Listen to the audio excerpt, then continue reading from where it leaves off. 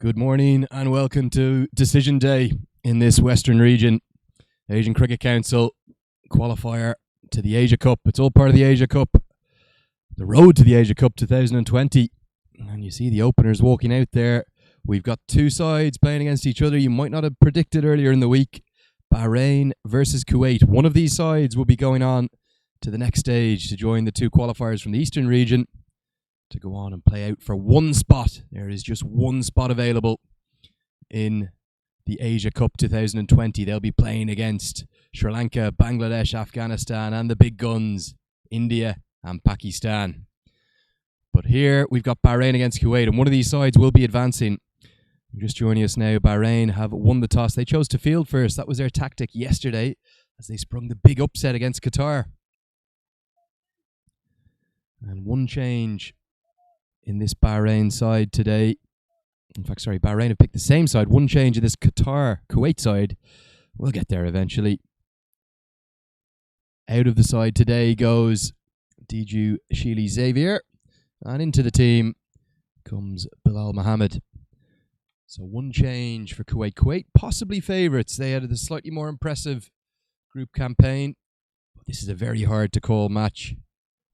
Andrew Leonard here, bringing you these pictures live on the Asian Cricket Council's YouTube channel. You can tune in from anywhere around the world. And the plans that we have for today are the two semi-finals running in unison. So here at the Oman Turf Academy 1 ground, we've got Kuwait against Bahrain, and over with my colleague, Barney Reid, on Oman Academy Turf 2. That's going to be Qatar against the UAE. So you can pick which game you're going to watch.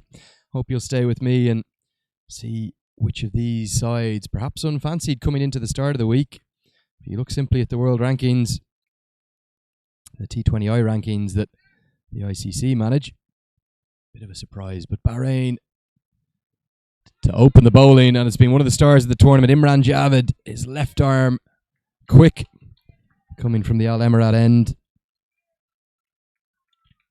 He's at a whippy action. But yeah, if you look at the T20I rankings coming into today, Kuwait ranked 28th. They were below both Saudi Arabia and Oman in the T20I rankings, but that hasn't mattered at all. The form book has been torn up. It's been torn up because of Bahrain's win over Oman yesterday.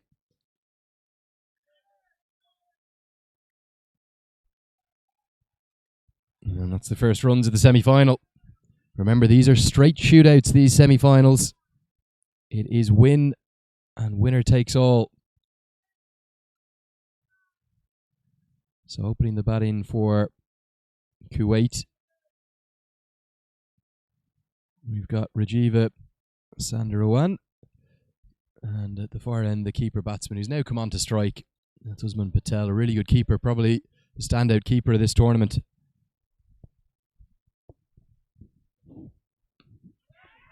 Almost half a chance, surprised by the extra pace. How often have we seen Imran Javed do that this week? Really is a first-class bowler, this Imran Javed. And if any of the T20 leagues are watching in around the world, perhaps he's one who could be scouted. Such talent, a whippy left-arm action, a little bit unorthodox. I've described it as a touch like Sohail Tanvir, definitely just a little bit off the wrong foot. But his left arm whips around from behind his head. Just like that. Gets it through at a good pace. Hits the block hole really well. Perhaps his lack of change of pace, his slower ball has been the only ball that's been scored off with regularity. But his full pace deliveries have really gone well. So Bahrain choosing to perhaps exploit the only part of the day where you might get a little bit of help. For the seamers, 9:30 a.m. starts. That's Rahat Ali Chowdhury there at the far end, standing umpire from Saudi Arabia. Cut away airily. Going to be the first runs, the first boundary, but the first runs off the bat of Usman Patel, the keeper batsman. Just a little bit of width offered up by Imran Javed. We haven't seen him do that all week. Throws his hands through it. The angle of the left arm seamer coming over the wicket. Means there was plenty of width and nicely hit away for the first boundary.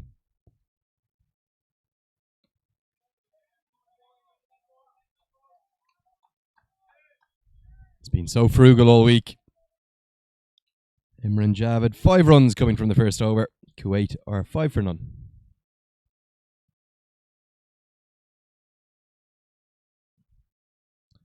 So let's take a look at these two starting lineups. Here's the Kuwait side. One change for them. Diju Sheely Xavier whipped out of the team, and in comes Bilal. I haven't seen much of Kuwait this week. My colleague Barney Reid's been doing all the Group B games, but I was out watching their full bowling attack this morning. They were kind enough to allow me stand as umpire. And some really talented bowlers in this Kuwait side. What about the Bahrain team? They picked the same 11 again after that historic win yesterday. What a day of drama, topsy-turvy day we had. 3 teams ending up on 2 points in Group A, and they've gone with the same 11, no surprise. And I'd be pretty sure we're going to see Imran Masood Butt try and exploit the early conditions. Such a good seam bowler, swing bowler in fact. See many swing bowlers get more shape and hoop than this man Imran Masood, but he will open the bowling from the pavilion end. But he's just straight onto the legs to start with, and that one's hit away early. Just a couple of bounces, trickles over the rope. You can't drop short, Imran Masood, but you don't have the pace to do that, and that's too easy.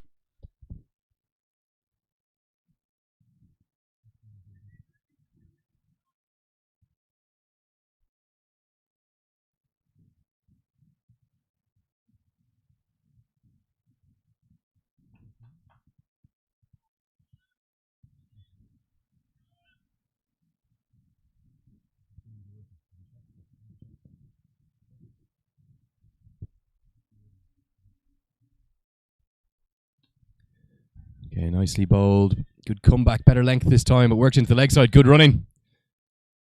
Good throw comes in from Imran Javed, but even with the keeper flicking the ball onto the stump successfully, it hasn't mattered. So remember, Kuwait, the higher ranked of the two teams here, they will be favourites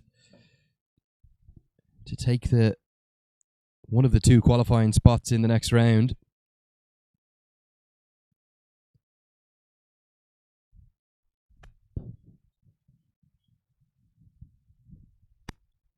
So we're delighted to be bringing these pictures for the Asian Cricket Council. Everything working swimmingly this morning, I'm pleased to report. It's the 4th day. Some tired bodies out on the pitch for back-to-back T20s. And the runs are starting to come. Imran Masood Butt's lack of pace is being exploited. It's being exploited with the aerial route. That's a beautiful shot. Just a flick off the legs from Rajiv Sandaran, known as Ravi in the team. He's been the form player. First ever Kuwaiti to hit a T20 100 in this very tournament last year. He was the man of the series at this qualifier last year. No real swing on offer, which is a surprise. Back live with you now. And he's going to continue to target Imran Masood Butt. And that's fantastic batting. Batting of the highest quality. He's already made 84 not out against Saudi Arabia and 49 in this tournament. He's going to continue to try and plunder the runs here. Ravi on fire to start with for Kuwait.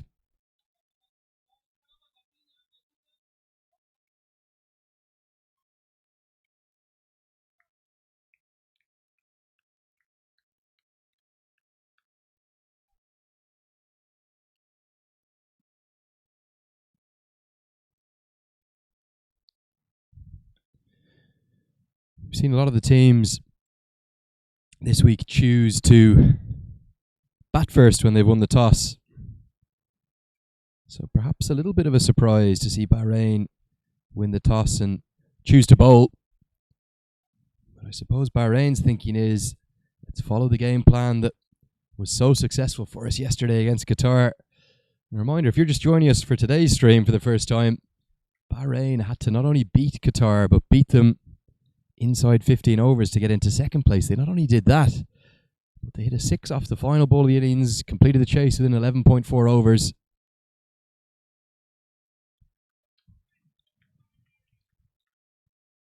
And because they completed that chase so quickly within 11.4 overs, they not only somersaulted Oman into second place, but with the three teams tying on 2 points each, they actually catapulted themselves all the way up to first. Qatar were shell-shocked.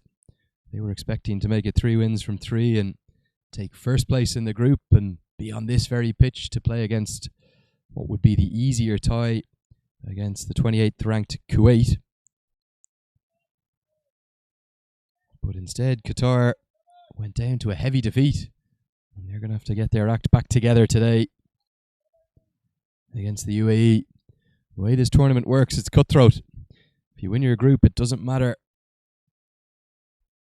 If you lose the semi-final, you will not go through to the next stage of the qualifier. More runs and more runs coming from the bat of the star man for Kuwait. It's Ravija Sandaran. Ravi's flying.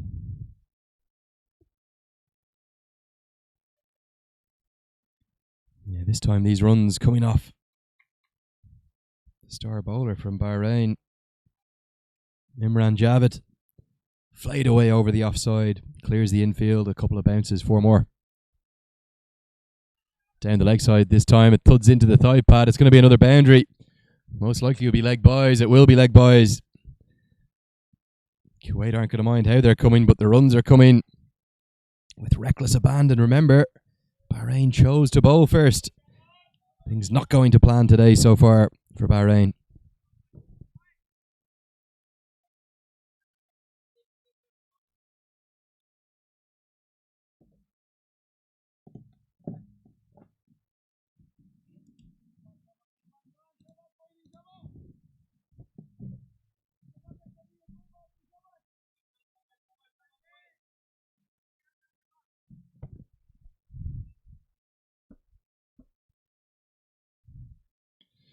That's much better from Imran Javed, back of a length.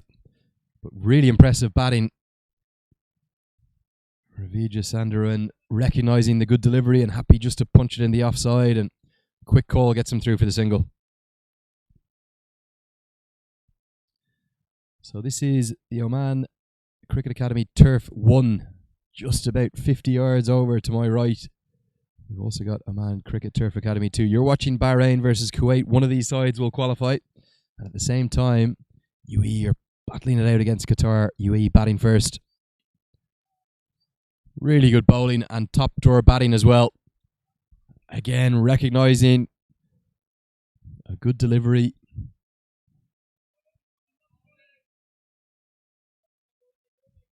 And Usman Patel happy to get through for a single. Bring his star man Ravi back onto strike.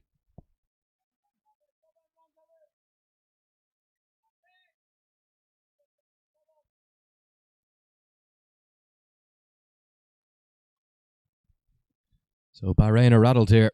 The shake from the field is just 1 wicket required.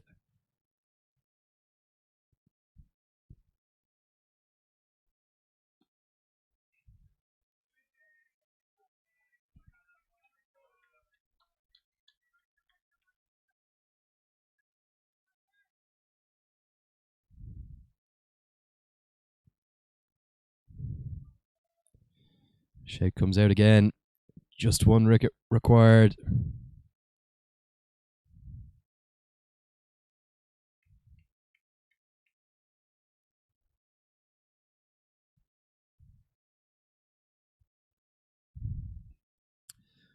Beautiful batting. This is my first look at Ravija Sandaran. And I'll tell you something, Kuwait of a star here. Stylish and elegant, particularly through the leg side. He's off to a flyer here. Barney Reid was telling me all about him in the car coming out this morning. He said, keep your eyes on the Kuwaiti opener. Just slightly strained in length, so unlike Imran Javed. And as we've seen all throughout the week, as soon as you clear the infield, It's always going to be 4 runs here. So Kuwait are off to a flyer, 34 for none after 3 overs. Not the start that Bahrain would have wanted. So why are we watching these sides in the semi-finals? That's why. Here's the final points tables from Group A and Group B. 3 brilliant days of cricket, consecutive days, and look at how tight that finishes at the top of the Group A table. 3 teams finishing on 4 points apiece with 2 wins. And the margin that separated Bahrain and Qatar for first and second was just 2 runs. If that final ball had gone for 4 instead of 6, we'd have had a different result.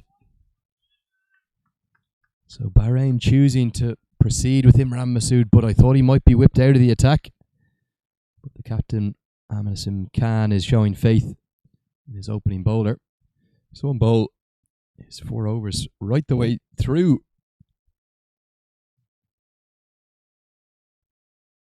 And their second game against the Maldives. Down the leg side, thuds into the thigh pad. All the fielders are appealing, but Imran Masood but knows that it's cannoned into the thigh pad. And that's not out. Good decision. And of course, because it's hit the thigh pad, no wide signalled either.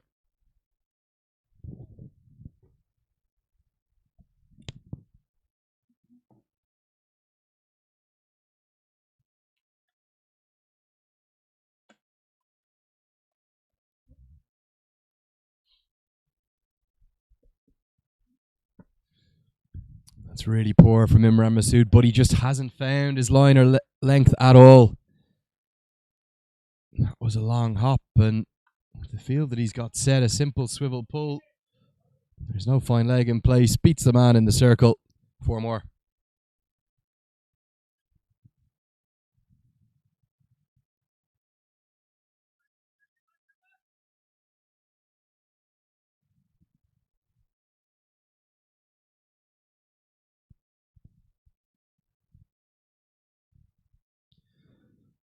Finally starts to find his line.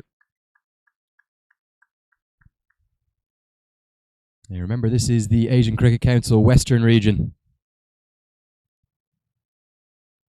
And there's a ever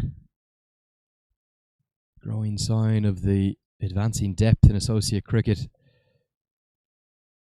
We've got a side ranked 52nd in the world here, Bahrain, playing out for a spot in the next stage of the Asia Cup qualifier. Wide outside the off stump, signalled wide by the standing umpire from Qatar. That's Riaz Karupkar. He's standing alongside his colleague Rahat Ali Chowdhury, who's at square leg at the moment from Saudi Arabia. And then we've got Anantha Kumar from Oman as the third umpire. And a special mention to one of the great match referees going around the circuit, Mr. A.R. Srinivasan. Another poor delivery. Short one, dragged down and immediately seized upon by Usman Patel. That's meat and drink for him. Really poor bowling. Hammered into the deep. 4 more.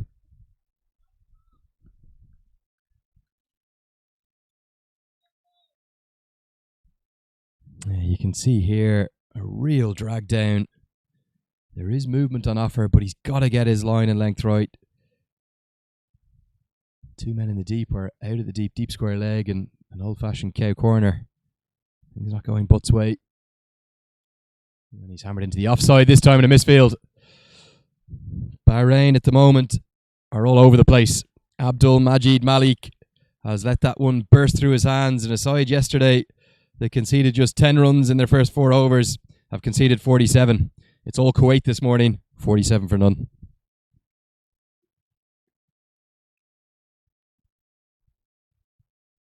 Just hasn't found his length at all, but look at the line as well. This one wide outside the off stump. Cut away and a really poor piece of fielding. You don't expect that from Abdul Majid Malik.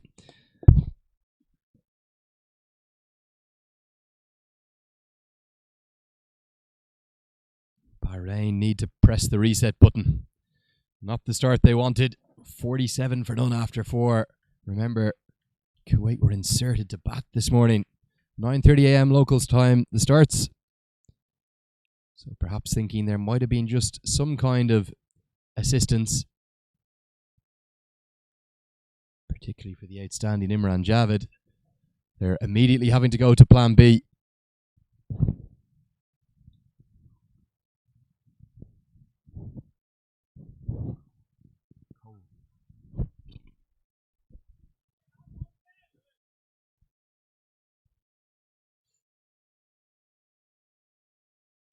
So we're immediately going to see plan B gone to. We're going to see Safraz Ali into the attack from the Al Emirat end.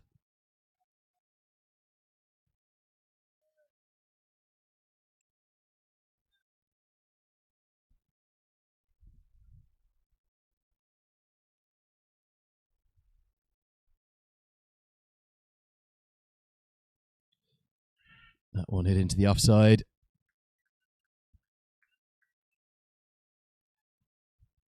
So Safraz Ali just bringing about a bit of control. He's been so impressive with the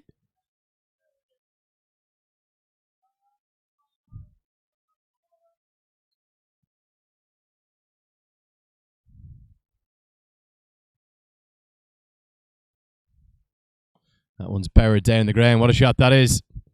Over pitch from Safraz Ali. One bounce, it thuds into the side screen. That's the 50 up. 50 coming off just 27 deliveries.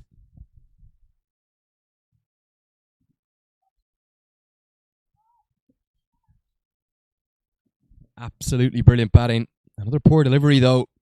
Bahrain's bowlers have been all over the place this morning. Classic long half volley. Elevated down the ground. Back live with us now. That one thuds into the pads off an inside edge. I think we're going to see this signalled as runs. We will. Just wonder how big an emotional effect Bahrain's extraordinary win had on them yesterday. We saw Qatar do the exact same thing. In the second day, they took a quite brilliant win over Oman, who are the form side in associate cricket at the moment.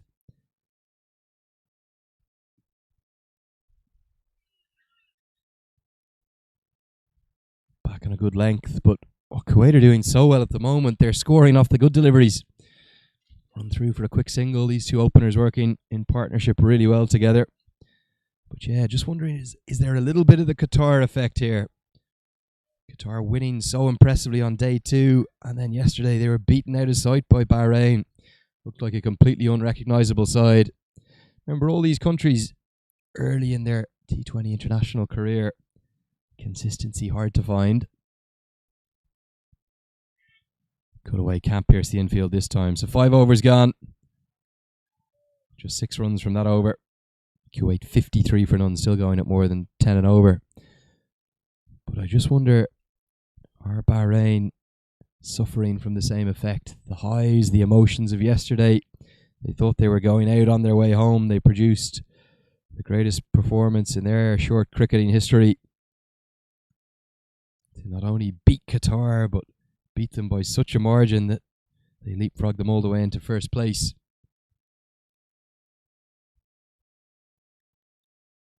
Perhaps finding it hard to back it up less than 24 hours later, of course. Remember, Bahrain were playing the afternoon game yesterday.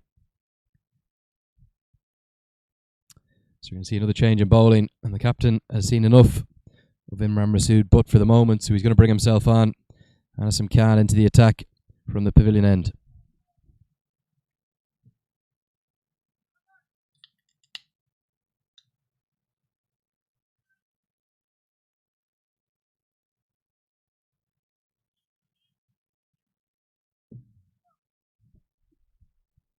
Another gorgeous day here today in Muscat. We've had the perfect cricketing weather throughout the week, and perhaps the tournament organisers deciding to play both these games in the morning. Just a little bit cooler in the mornings, of course. There's talk of over 30 degrees for the first time this year today in Muscat. Might get up towards 31. But Bahrain's hopes of finding a little bit of early movement and trying to exploit any slight dew that was around. There really wasn't much dew. I was out there at 9 a.m, 9:15 in the middle, and the sun's burnt it all off already. Powered down the ground, yet another half volley right into the slot. And it doesn't matter whether it's Usman Patel Ravija Sandrowan. That's going to be too easy. Big cheers across to my right. I suspect that's a wicket for Qatar. Let's take a look at the replay here. Amazing to have these two games go at the same time. So full into the slot, hammered down the ground. That's too easy. Anasim Khan not quick enough to be bowling there.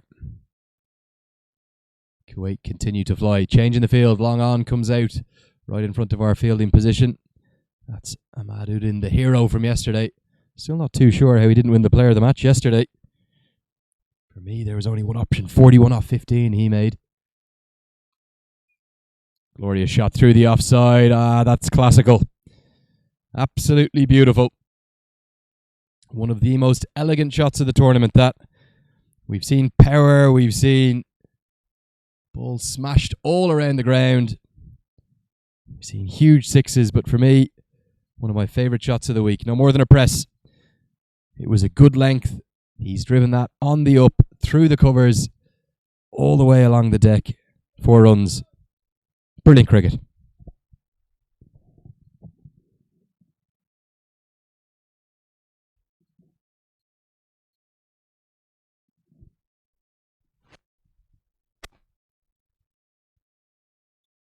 Cut away, going to be 4 more.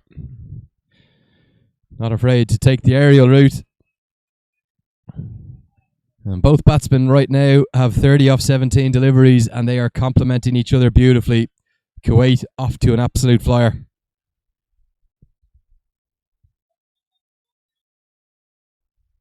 A lot of the runs, though, have come from poor bowling, and no different there. Short and wide. Flayed away. There's no one in the deep on the offside. The only 2 fielders outside the circle for this part of the power play. Long on and deep square leg. This one's going to soar into the sky again. Might not go all the way for 4. No real timing this time. Trying to exploit the offside, and I'll get back for a couple.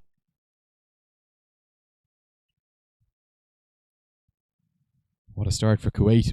Right on top.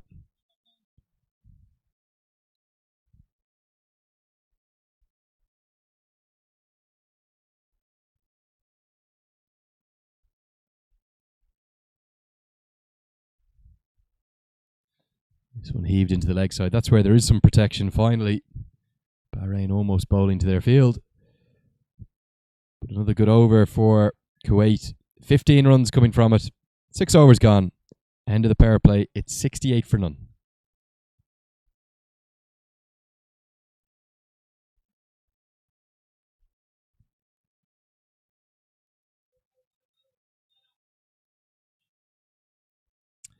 Just going to give you a quick update from across on the Academy Oval 2 ground. And I just wonder, are we going to have yet another upset this week? Because UAE are batting first, but they're in early trouble. 2 wickets down. And they've lost Ronnie Mustafa already. There's another upset in the offing. 4 overs gone, 29 for 2 over there. They're taking their time over there. 2 overs behind us. But the way this game is going on Academy Turf Oval 1, at the moment, there's only one side that's looking likely to take the crucial qualification spot.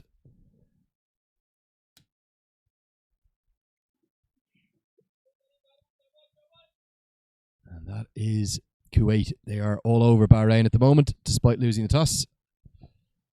I'm going to see spin for the first time today.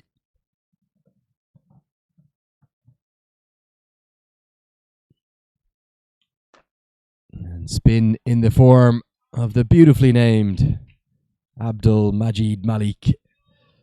He's been the outstanding spin bowler for Bahrain, taking wickets in every game he's bowled, and we finally saw a little bit of momentum for Bahrain there. Good stop at extra cover, cuts off the single. Hit to the skipper again. Second good stop and 2 balls from Anasim Khan. Bahrain just finally something to cheer. A couple of dot balls.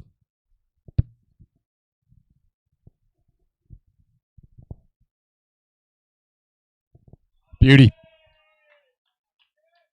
Amazing what a couple of dot balls do, even to a batsman of the class of Ravija Sandrowan. Beats him outside the off stump. Pressure building.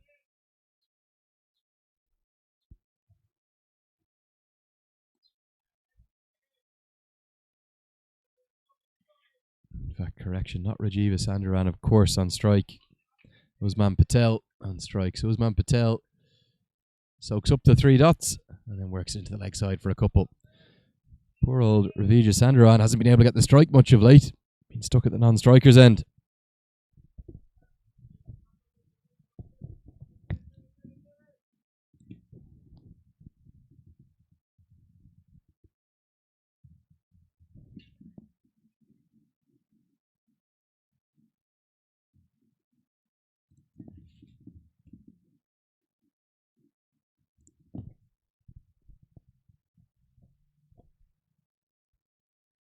Beautifully bowled. This is a really good over.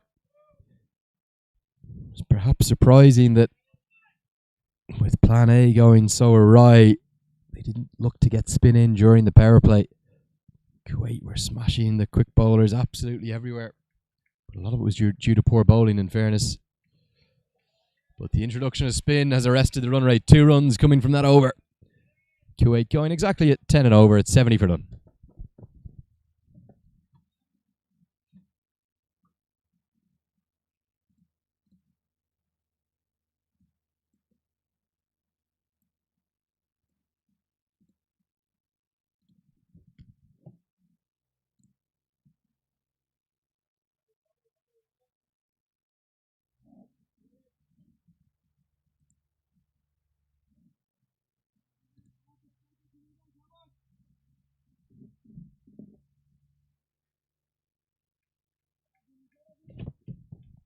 This is good captaincy and selfless captaincy from Anasim Khan.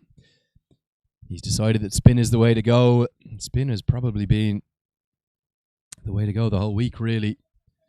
He's going to turn to his leg spinner, Junaid Aziz, who I couldn't believe didn't bowl yesterday. Lovely leg spinner. It's a good turn, but he bowls flat and quick, doesn't allow any flight or elevation to get underneath for the batsman. So Anasim Khan whips himself out of the attack and brings in his leggy, Junaid Aziz. And immediately it almost has the impact, and yet another very poor piece of fielding. You've always got to watch the spin off a leg spinner. And Anasim Khan has his hands on his hips with a double teapot because Safraz Ali's had a shocker. Skews off the outside edge. It's always going to spin. You've got to watch the spin as a fielder. And what does the fielder do? He bends down lazily with one hand, tries to pick it up. And he's been sold up an absolute cropper. And it flies away to the boundary for 4. How frustrating is that as a leg spinner? Bowl a beautiful delivery, deceive the batsman. Ends up with 4 runs in the book. Down the track, hit towards long on. Ahmaduddin just takes it on the one bounce. Gets the throw in.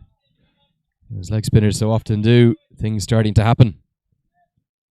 2 deliveries, almost 2 half chances.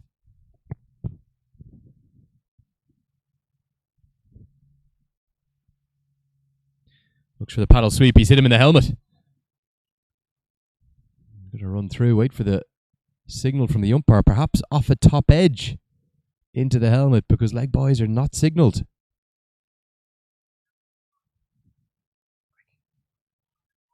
Let's take a quick look at the replay. We're not going to be able to bring it to you in time, I don't think. But I reckon that one skewed. Won't be able to bring you that one in time. We're going to come back live. Skewed off the top edge into the helmet. Good turn. And look at how much the ball's turning. Remember, this is a fresh pitch. Superb ground staff here at the Oman Cricket Academy have laid out 4 new pitches for the 4 days. Not just first-class facilities here in Oman, world-class facilities at the Academy ground. But the ball is turning. And it doesn't matter if you get to the pitch of it and smash it down the ground. Brilliant batting. That's absolutely outstanding from one of the 4 men of the tournament, Ravija Sandaran. He comes down the track, recognises the ball is turning, gets to the pitch of the ball, and lofts it straight as an arrow all the way for 6. What a shot this is. Take a look. Not a bad delivery. Landed beautifully. Does turn, but it turns straight into the middle of the bat. Flies all the way for 6. Really good batting this from Kuwait. Tries to repeat the dose towards long off. It's going to go over his head. What a striker to the ball Ravi Sandrowan is. Back-to-back 6s. 18 runs coming from the over. Kuwait moved to 88 for none. Not sure which one of these two shots is the better. This time he doesn't need to use the feet because it's just a little bit over-pitched. And Ravi Sandrowan recognises that, hammers it down the ground. 6 more. 11 and over now. It's 88 for none.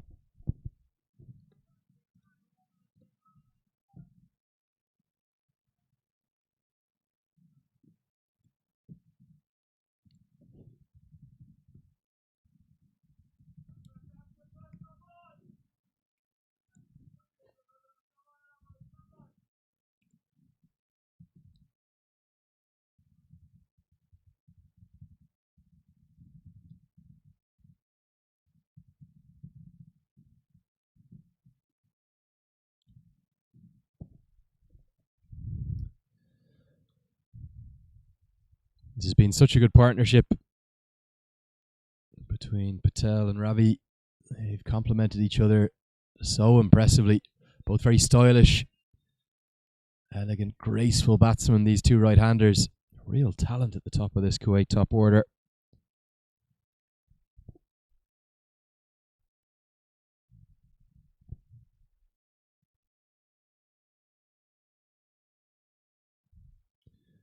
And Ravi Sandrowan has the power game to complement his style and grace. Earlier in the tournament, he made 84 off 38 deliveries.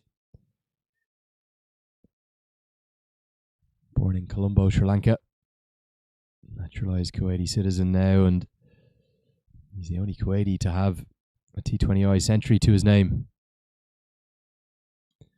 Look at that for a shot. Powered over the offside this time. Again, slightly over-pitched. This time it's coming from the bat of Usman Patel, the keeper batsman. Beautiful batting.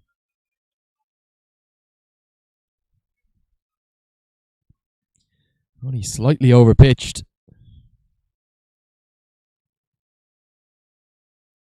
Gets the elevation. No man out there apart from long off. It goes miles to his left. Looks for the slog sweep, this time playing across the line. Either comes off an under edge into the keeper's pad, or he's ended up hitting the ground. No success that time.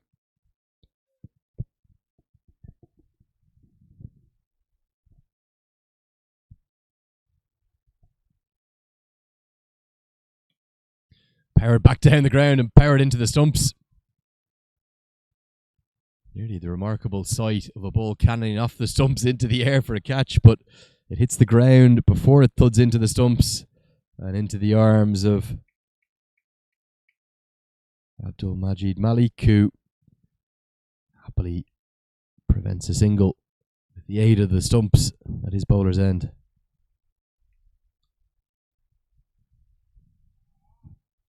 So a couple of dot balls, in fact 3 dot balls to finish the 9th over. 6 runs coming off the over again.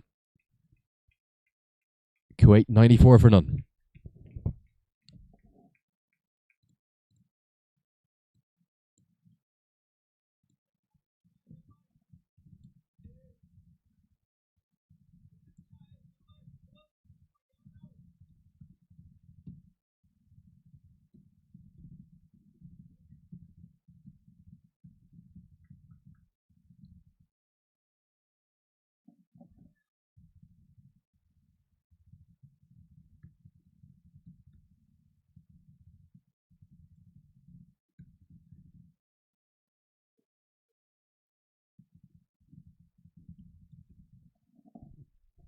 Powered down the ground. What a shot that is. The biggest 6 of the day. Soars into the sky. What a start. This Ravi Sandrowan is, and that's 50. Outstanding batting over pitch from Safraz Ali. The biggest 6. possibly of the tournament. The 100's up. What a shot this is. It ended up being a long half volley, looking for the block hole, but powered with great power, elevation, and poise. Our cameraman up on the scaffold can't even track that because it's gone over his head. Ravija Sandrowan has another T20 I-50, this one coming from 24 deliveries.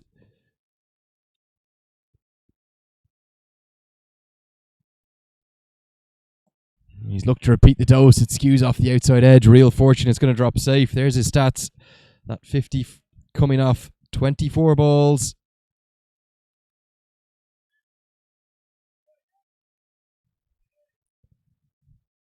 With 7 4s and 3 6s. Strike rate over 200. Phenomenal batting. Second 50 of the tournament. Down the leg side, puds into the pad. Will be a leg by. 100 partnership up. In this over. We're not even at the halfway stage yet.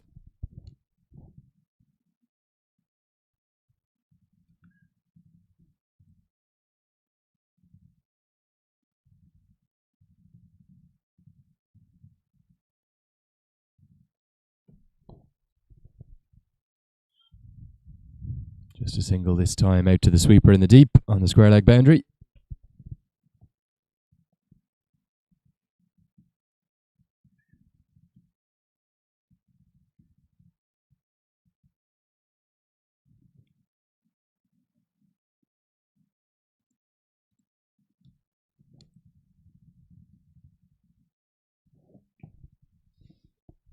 No real timing that time.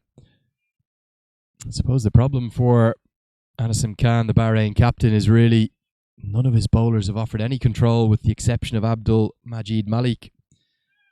He went to his leg spinner. His leg spinner's been smashed out of the attack. So Safraz Ali brought back in here from the pavilion end. Greeted with that huge 6 first ball.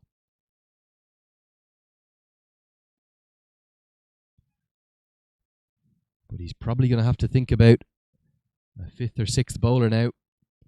Because at the halfway stage, Kuwait dominating this semi-final with a spot in the next stage of the qualification on the line for the Asia Cup, the road to the Asia Cup 2020. Kuwait, 105 for none.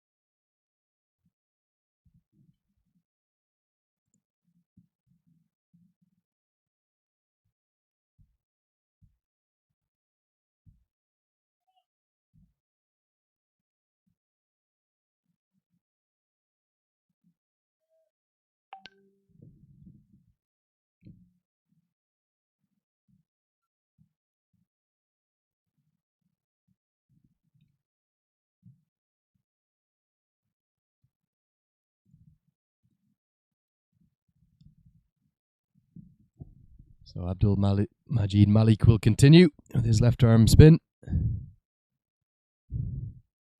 It's the only bowler who's offered anything like a semblance of control for this Bahrain attack. All the other bowlers, including one of the star men in the tournament, Imran Javed, the left arm seamer, going the distance.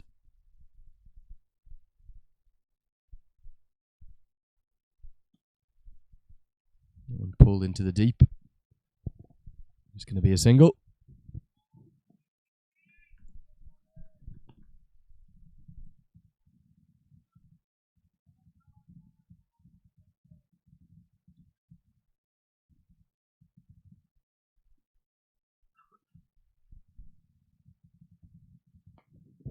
Soars into the sky. Is this going to be a chance? Long on, runs around, and he's not even going to get a hand on it. It went high and handsome, and it hung in the air for what seemed like an eternity. But Junaid Aziz couldn't get there. Came right off the toe of the bat from Usman Patel. Did make good ground, Junaid Aziz, but you could see him just pulling up there and deciding to pull short. Back live. Cut away. That's going to be more runs. Work to do in the deep. For the big fast bowler. Imran Javed, they'll get back for 2.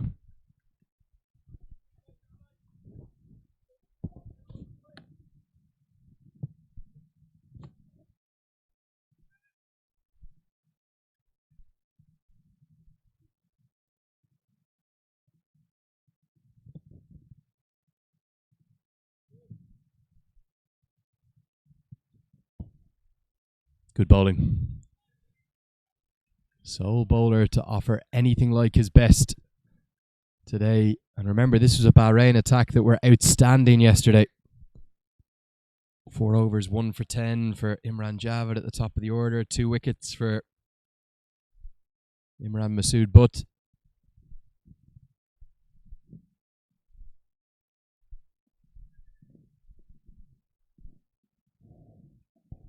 Yeah, good stuff this from Abdul Majid Malik. He hasn't got a wicket, but nobody has. He's got 3 overs, none for 15. Kuwait come off the Nelson. They're 112 for none.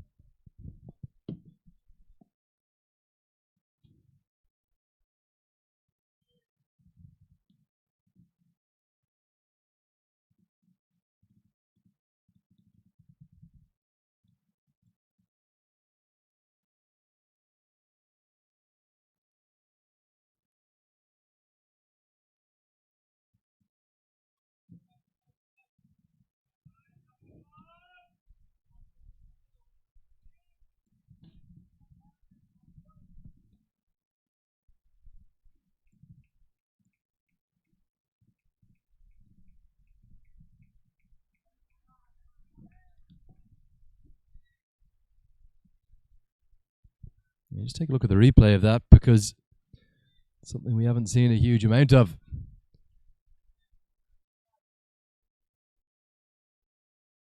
Safraz Ali continuing from the pavilion end. And a big swing and a miss outside the off stump. Back live with you now. Heaved into the deep. And Anasim Khan fields really well. Picks up one-handed. The throw comes in. But Bahrain, they've been all over the place this morning. Kuwait on top right from the start. Remember, Bahrain won the toss. And they chose to field first.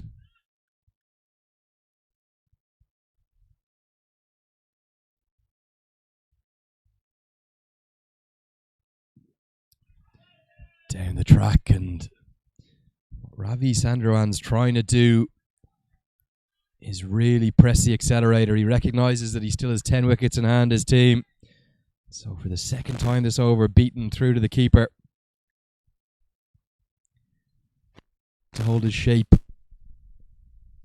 Doesn't want to try and force it too much. That one's heaved into the deep, straight towards Imran Javed at Cow Corner. Well, 1 bounce.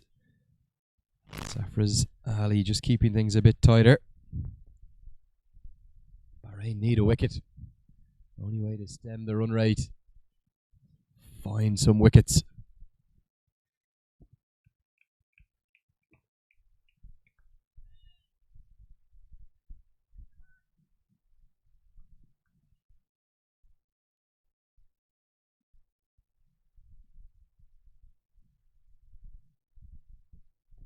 Looks for the ramp shot. What a shot that is.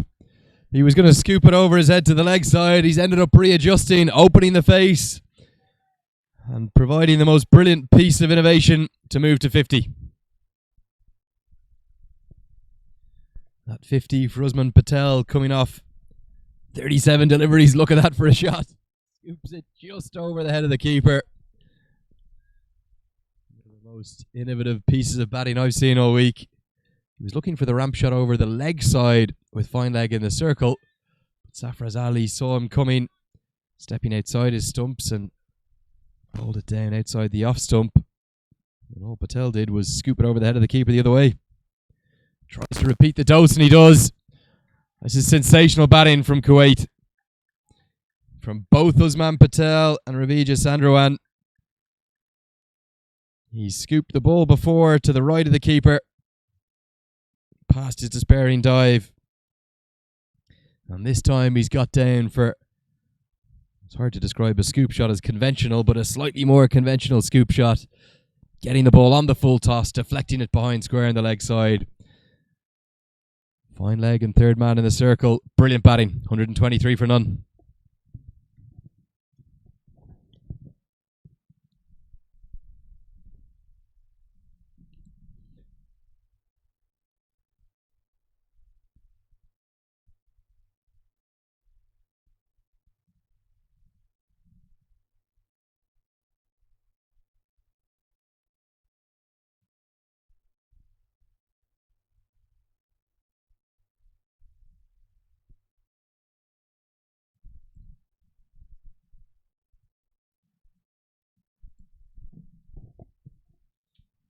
Flatter from Abdul Majid Malik as he's going to finish out his allocation of 4 overs from the Al Emirat end.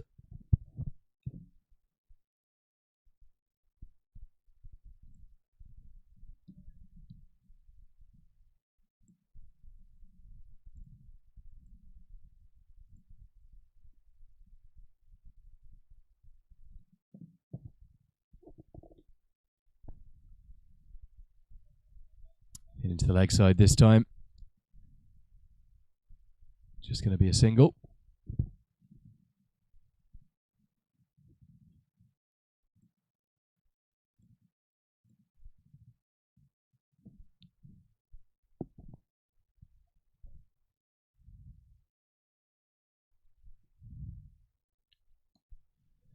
That one's hammered down the ground and it's going to be another boundary.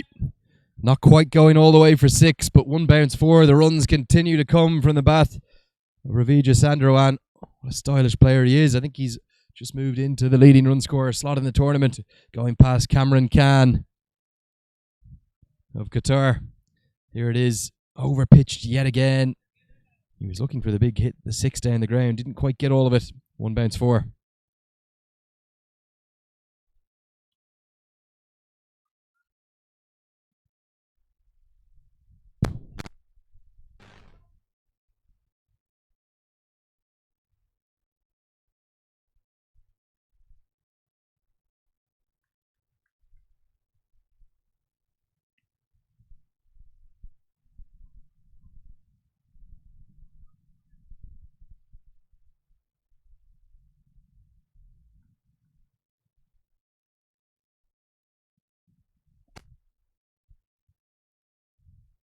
Powered into the sky. This could be the first chance. Long off, settles underneath it and takes the catch. Good catch held by Fayaz Ahmed. And looking for just 1 big hit too many. We finally see the end of the tournament's leading run scorer, Ravija Sandrowan.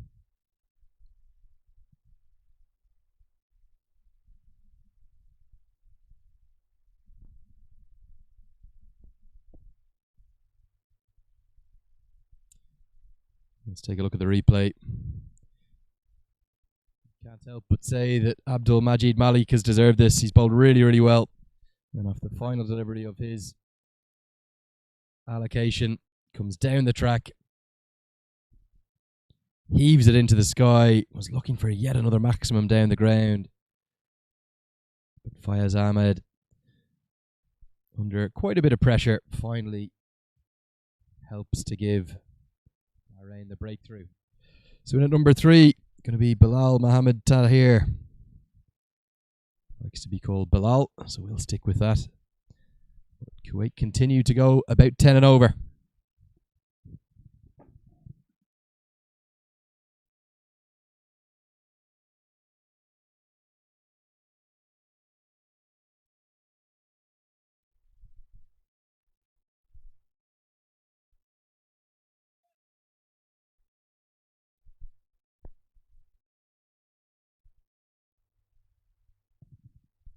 So something of a relief for Bahrain to finally break that opening partnership.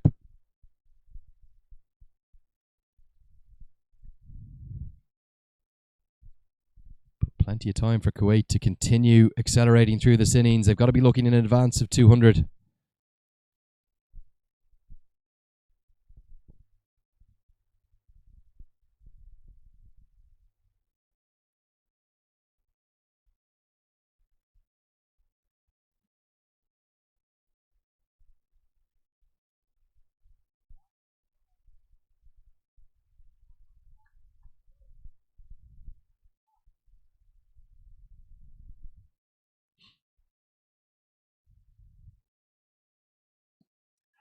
Going to be 2 wickets and 2 balls.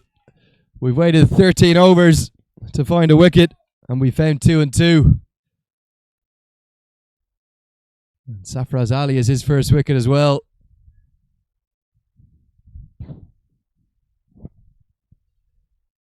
Yeah, in at number 3 was Bilal Mohammed Tahir. He's lasted just 1 ball.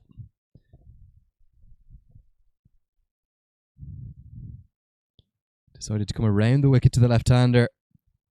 Safraz Ali just hit a good length, and Bilal just half looking for a forward defensive, half looking to punch it down the ground for 1, ends up chipping it back to Safraz Ali. How often does that happen? Like the old London buses, you wait so long for 1 and 2 come at the same time.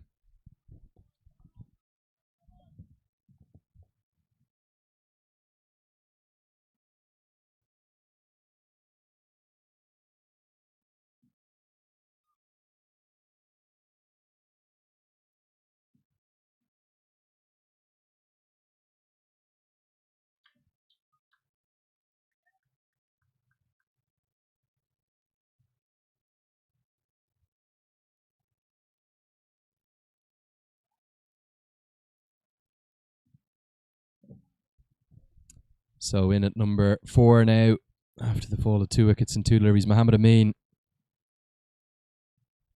So the right-hand, left-hand partnership only lasted a solitary delivery.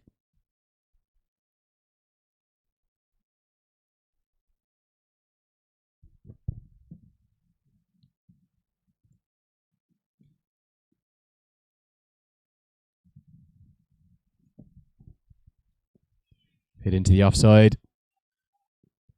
Amazing what wickets do. They just tend to almost always stem the run rate. Kuwait will look to continue to push up towards 200.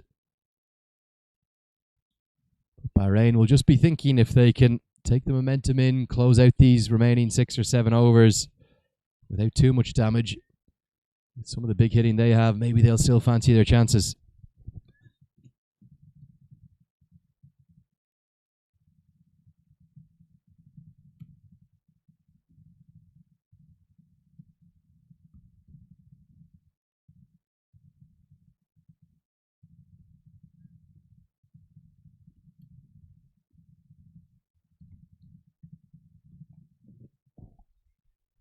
There's going to be a single protection out there in the deep.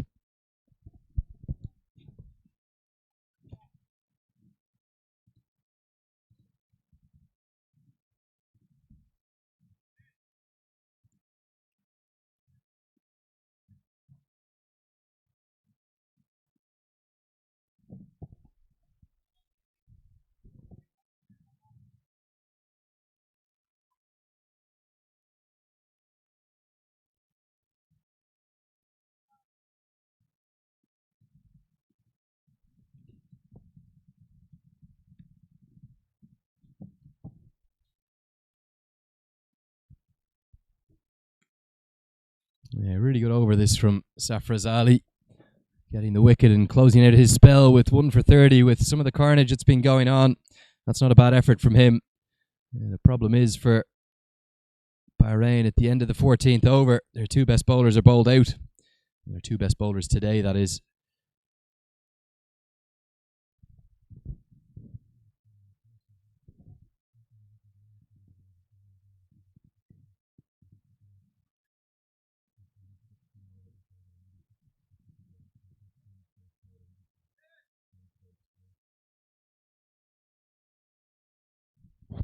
Yeah, those graphics you're seeing on your screen are incorrect because Abdul Majid Malik bowled the 13th over, the previous over from the Al Emirat end. So he has 4 overs completed and got a wicket just like Safraz Ali does. Imran Javed still has 2 wickets left, or 2 overs left even.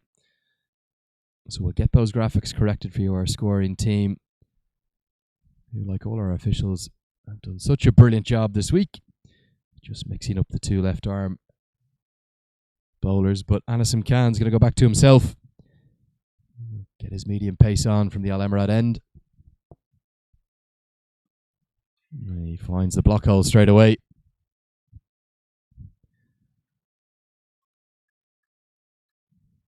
So 2 wickets in 2 overs. In fact, those 2 wickets falling in 2 deliveries has just stemmed the tide a bit for Bahrain.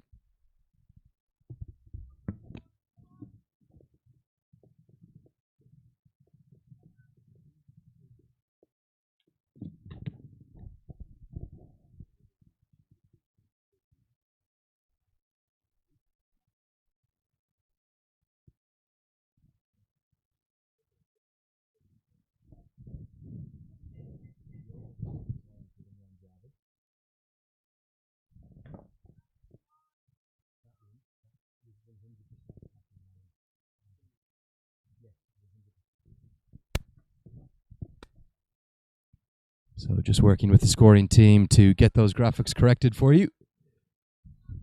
But all of a sudden the boundaries aren't flowing anymore. Kuwait just not finding it easy to get going now.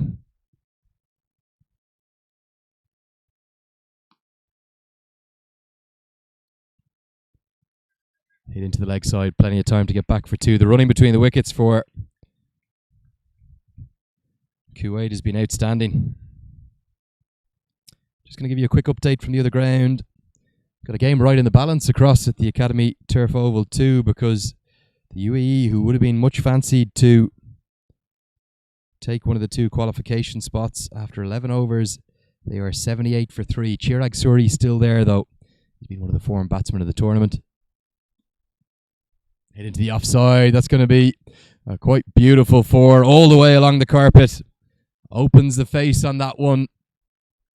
And Usman Patel's impressive knock continues. Yet another delivery over pitch from Bahrain. We've seen so many balls just bowled as long half volleys. That one punished into the offside.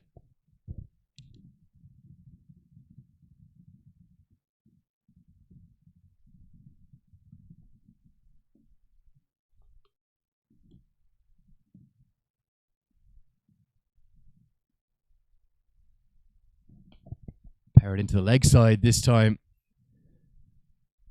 But really good fielding in the deep. From Junaid Aziz, it'll cut off the boundary. They'll get back for 2. You'd have to think that Kuwait are thinking about 200 and 200 plus.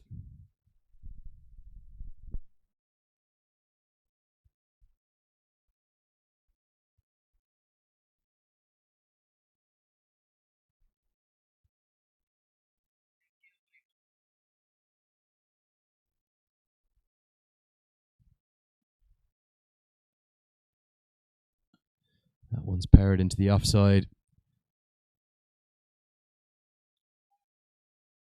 by Mohammed Amin. So 15 overs gone, 5 remain here in Oman, and Kuwait are 143 for 2.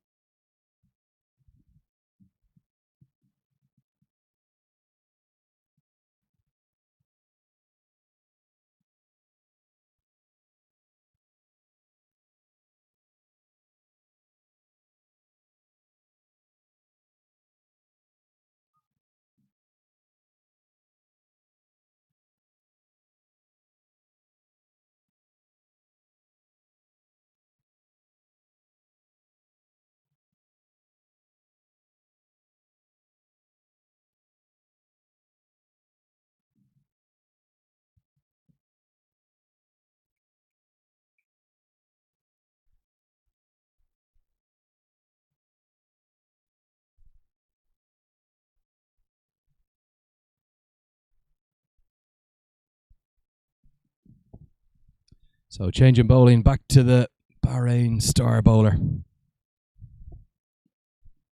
It's the left arm seamer, Imran Javed. Looking for 2 quickly. Going to bring you the updated and corrected bowling figures because Imran Javed back into the attack.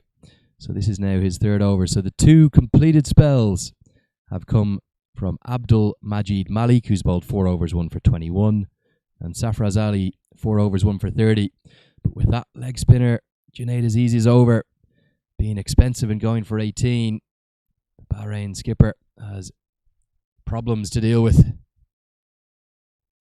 Will he go back and risk the leggy.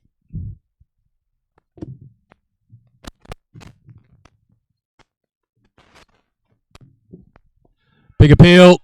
Probably just pitching outside leg. Let's take a look at the replay of that one. They'll run through for what is signalled as a leg bye, so no bat involved.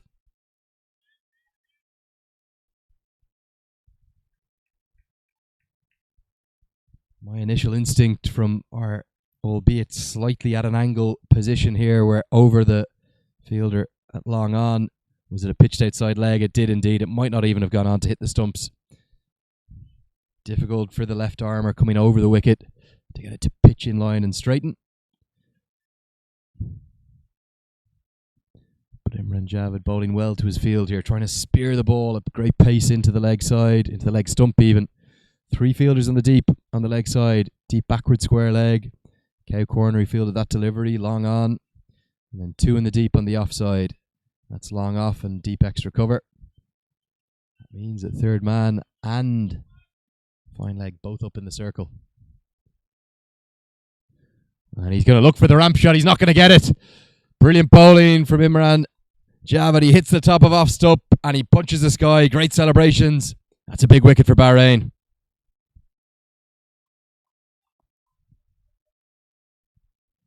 Let's take a look at the replay. We've seen Usman Patel get the scoop shot out on both the off and the leg side. But look at this for a piece of bowling. Fast, whippy action. Exactly where you should be. Top of off stump as any bowler. And great celebrations too.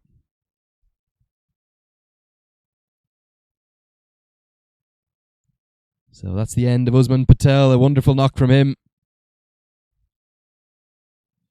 58 coming from 44 deliveries.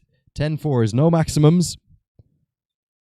But a really good innings to complement that of his opening partner, Ravija Sandrowan. But Bahrain just fighting back now. Coming back into the game. They can really restrict Kuwait late in the innings here. Might just fancy their chances of a big chase. So Afzal Ashraf is going to come in at number 5 for Kuwait. It's his debut series. This Asian Cricket Council Western Region T20 qualifier. And he's in at number 5, the left-hander.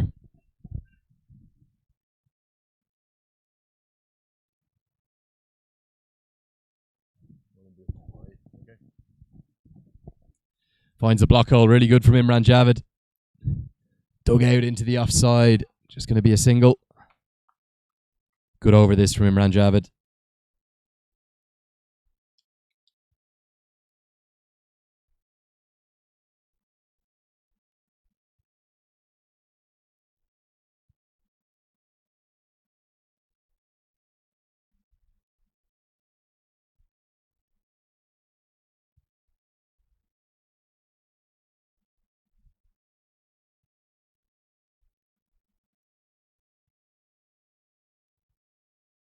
Full toss this time.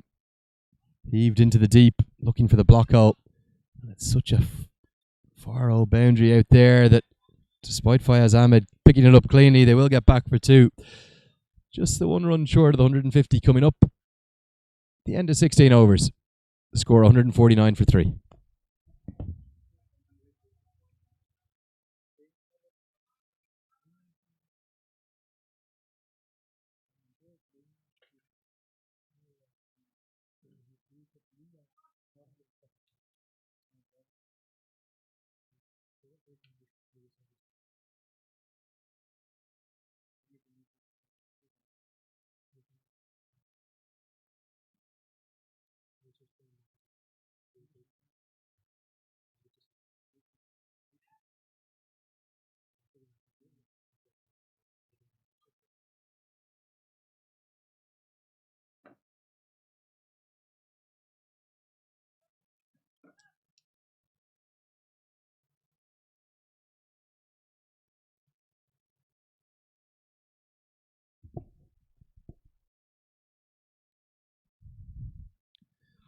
So going to see the skipper continue, and he's going to try and continue to lead this fight back from Bahrain.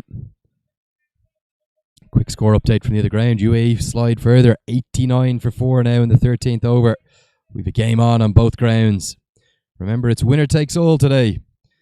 2 qualification spots on the line for the next phase of this road to the Asia Cup 2020. Really good bowling, big appeal. Rahat Ali Chowdhury says not out. Let's take a look at the replay of this one. Potentially just pitching outside leg. Maybe a little bit of bat involved. It was very full is the only thing. If it did pitch in line, certainly was probably going on to hit the stumps. Let's have a look. Full and straight, and I just wonder, has that been given as runs? Maybe an inside edge. Looked to me like it might have just pitched on leg stump. It has been given as runs. So Rahat Ali Chowdhury hearing just a fine inside edge. Not denying the first wicket for the Bahrain skipper, Anasim Khan. Full into the block hole. Really good bowling. All of a sudden, Bahrain finally finding some of this fire in their bowling they had yesterday. The keeper Imran Ali, but running all the way up to the skipper, giving him a little tip about something.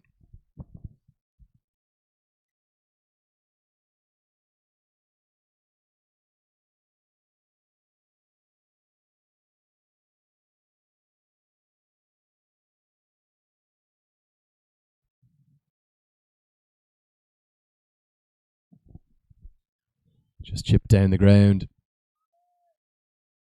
by Afzal Ashraf. Get back for a couple, but the boundaries haven't been coming since the loss of the 2 openers. And a good stirring fight back this from Bahrain.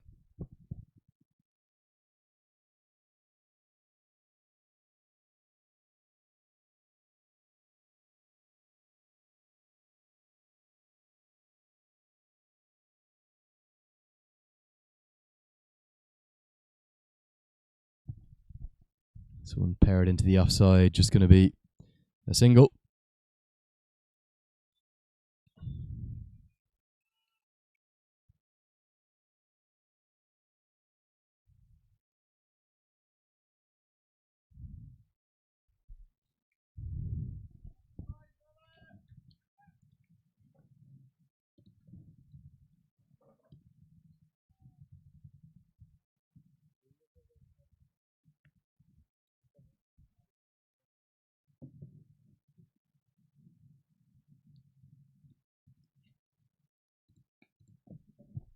One's powered all the way. Glorious shot that is. How's that one gone all the way for 6 over the offside? What an extension of the arms through the ball. One of the shots of the tournament. Mohammed Amin. Yet again, not a great delivery. Over pitched, but look at that. Clears the front leg, throws his hands through the ball, and it soars all the way for a maximum 6 over extra cover. Dropped in the crowd. 17 overs gone, 160 for 3.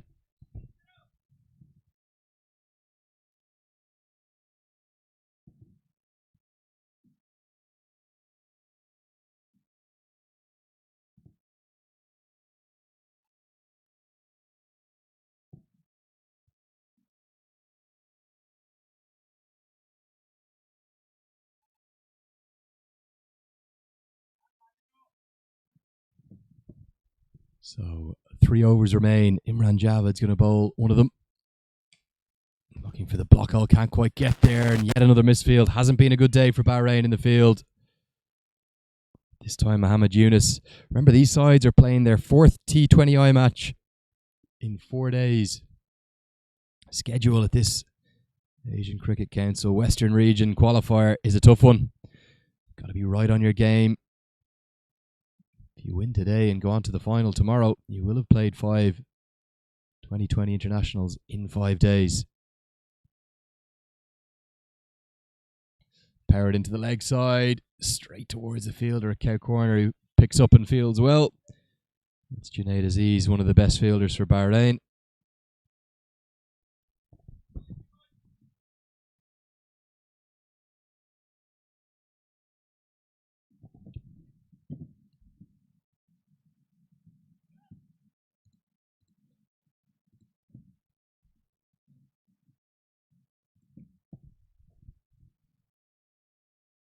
That one's powered into the leg side, no real timing.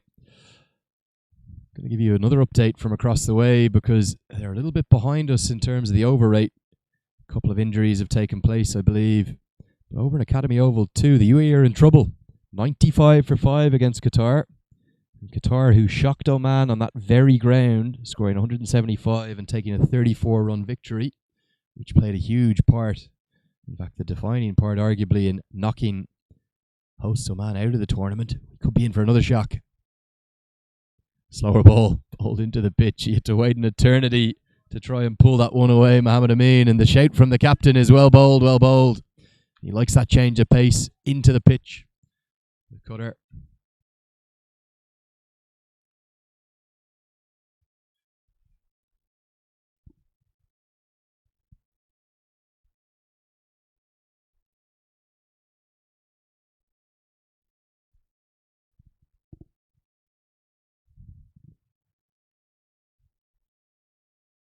So 14 deliveries remain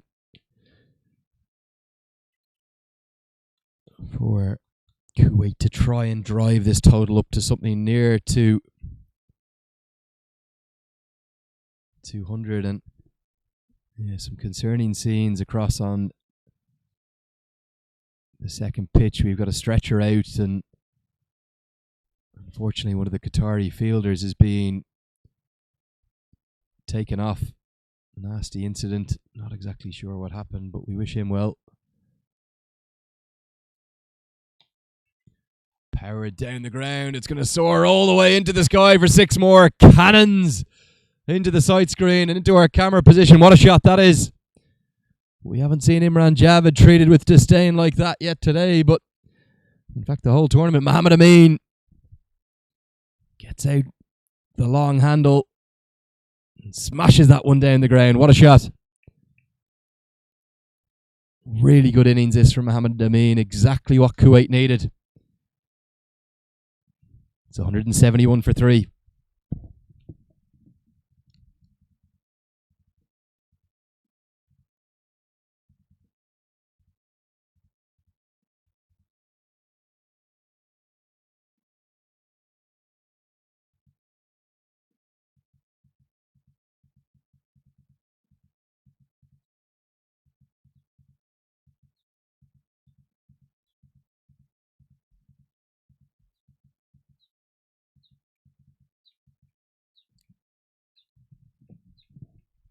So 2 overs remain for Kuwait to continue this surge. Going to see the skipper, Anasim Khan, close out his spell.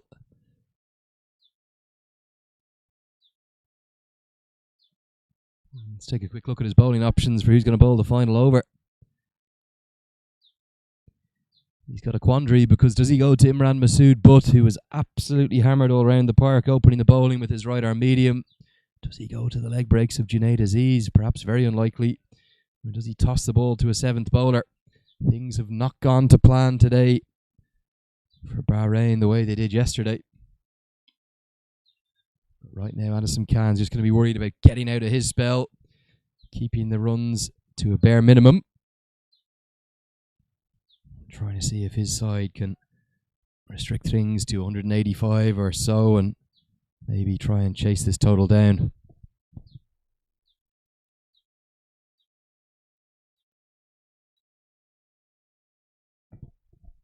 Hammered straight towards the man at long on. He's put it down. It's burst through his hands. He's already taken one good catch. Fayaz Ahmad, but he's dropped a sitter. That was hit straight to him. Couldn't have picked him out better if he tried. Afzal Ashraf, and it's burst through his hands and not just caused a drop catch but given Kuwait 6 runs. Let's take a look at the replay. Yet another one right into the slot, hammered down the ground, and it was straight to long on.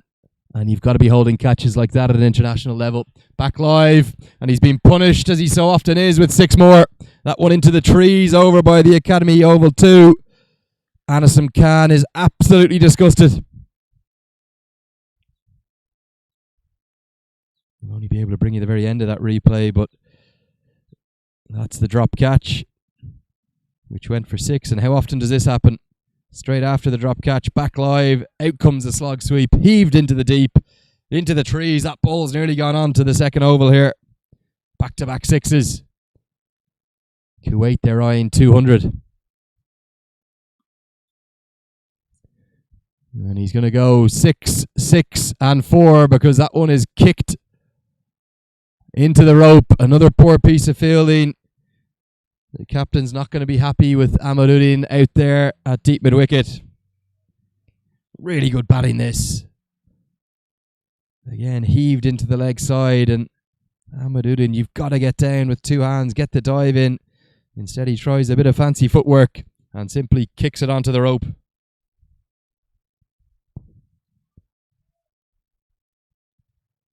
So 7 deliveries remain for Kuwait. Not just looking at 200 now, looking well in excess of 200. Finally finds that block hole to finish out Anasim Khan, but what an expensive over. 19 runs coming from it. Anasim Khan's going to finish with none for 56, one of the most expensive spells of the week. Not helped by his fielders. Remember that drop catch went for 6. 1 over to go. The score at exactly 10 and over. It's 190 for 3.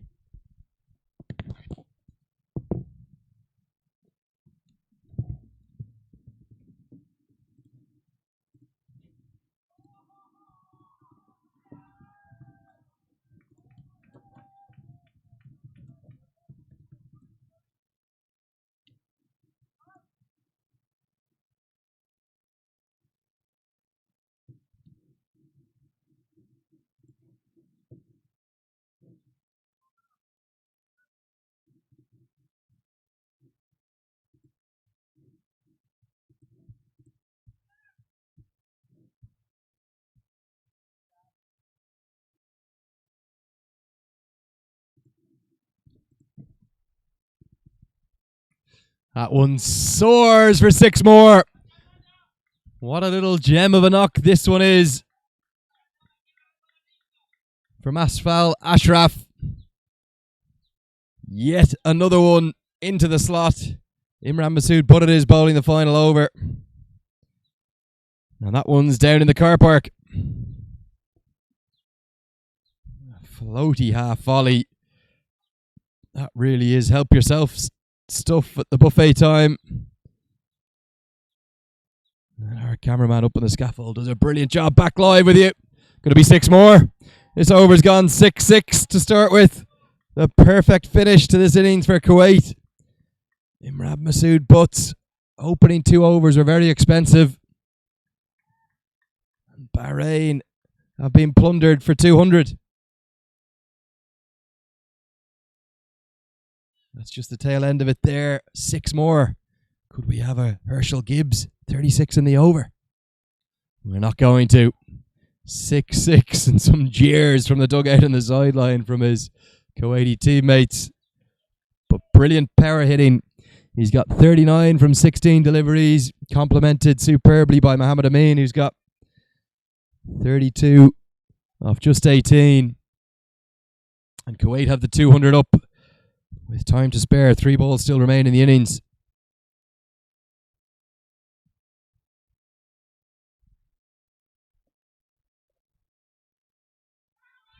Big appeal given. So some joy for Imran Masood Butt. Not a day he is going to want to remember, but a T20 international wicket for him. Let's take a look at the replay. Might have just looked a touch high to me, but Riaz Karupkar had absolutely no doubt. Let's have a look. It was full.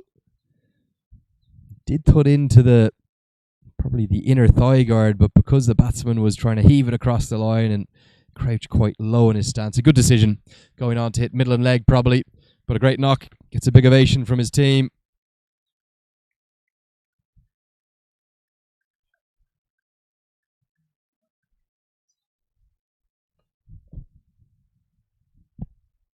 So he's gone for 32, Mohammed Amin.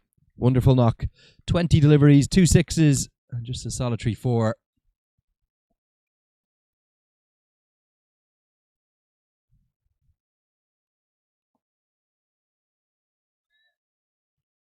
So, penultimate delivery of the over just hit down the ground by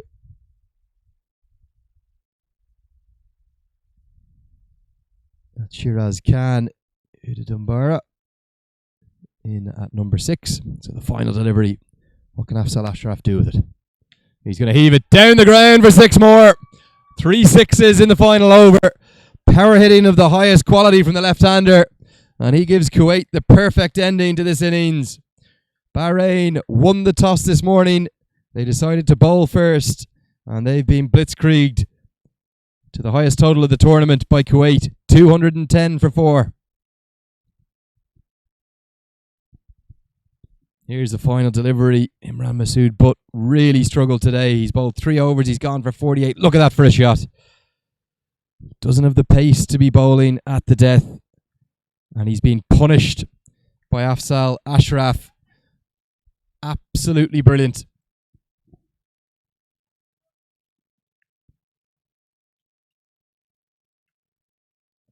And rather remarkably, in the semi-final stages, we've had the highest total of the 14 matches so far. Kuwait simply sensational. And that's a Bahrain side on your screen that look punch drunk. They don't know what's happened to them. They've been hammered all around the park. All of their bowlers, with the exception of Abdul Majid Malik and perhaps Imran Javed a touch. Kuwait sensational. And built around innings from 3 men.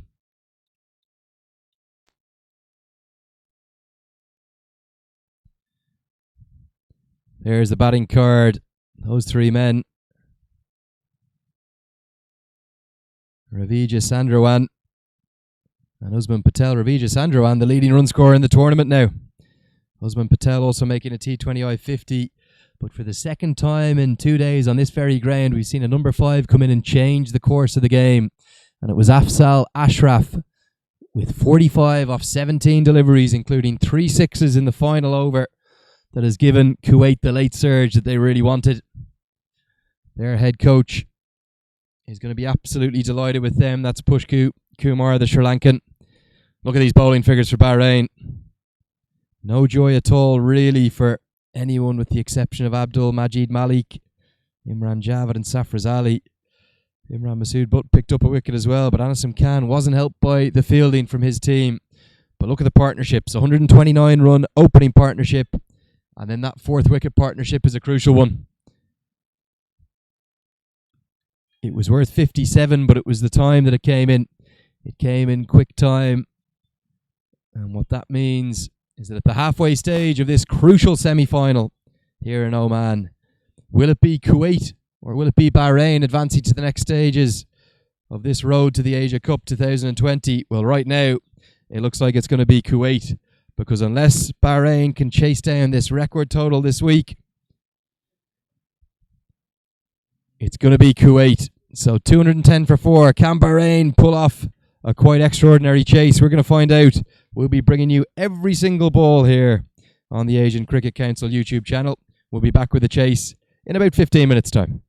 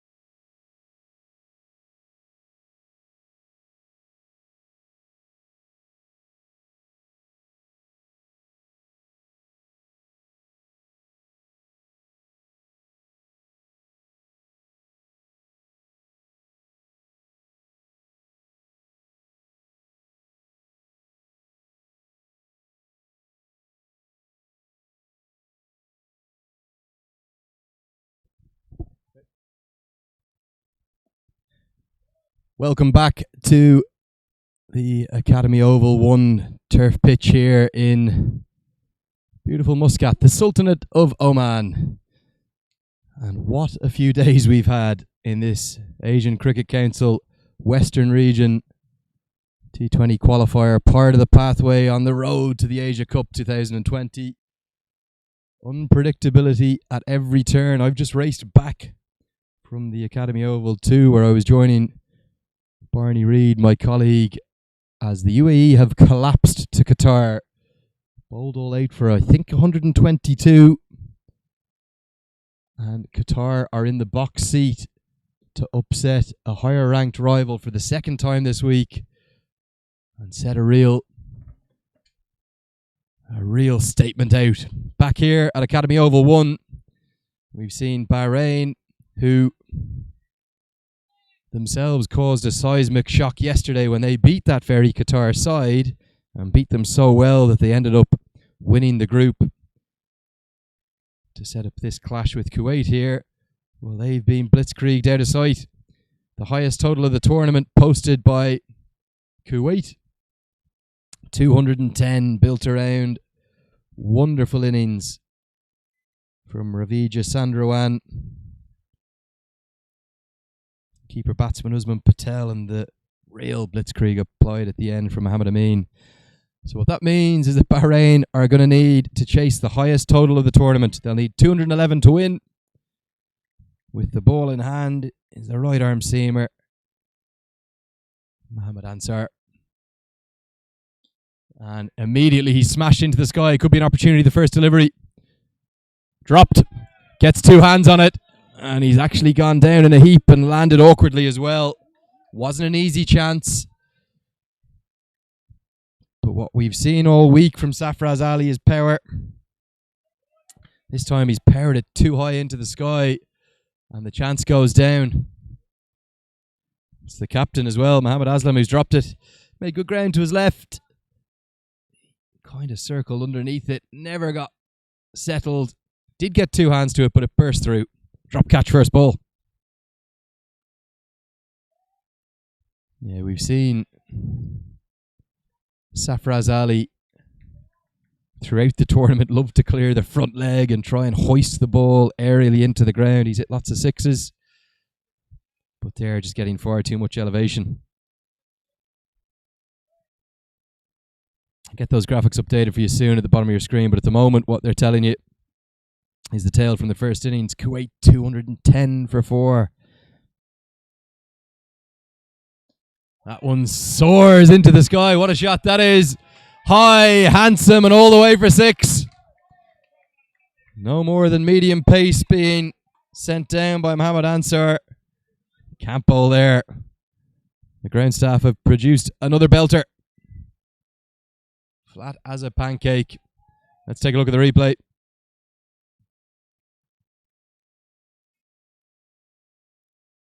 Look at that. He loves to clear the front leg, whips through, almost shades of the helicopter follow through. It's not just gone for 6, it's gone for 6 comfortably. Clears her out by 15, 20 yards. Short ball comes off the top edge. Could be a chance down to third man. Taken.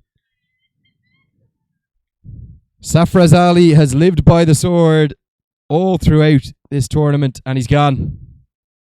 He was dropped first ball. Clever bowling, Mohammad Ansar, not wanting to bowl it into the arc, the hitting arc, the wheelhouse of Sarfraz Ali. So he goes with a shorter delivery. Ali tries to repeat the dose. Looks for the sort of uppercut, really. And all he can do is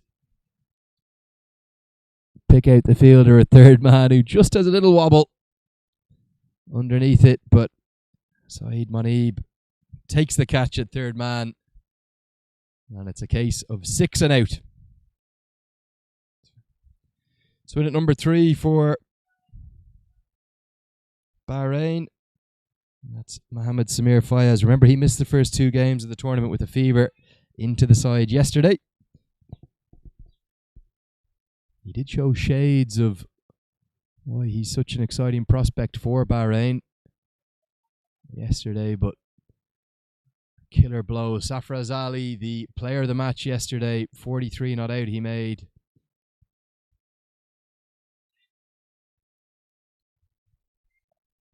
He's gone for just 8. Chasing a total of nearly 11 and over required. Need a perfect start from your openers. Not what Bahrain wanted. We're going to continue to see Bahrain try to throw the kitchen sink at everything. That's their first delivery.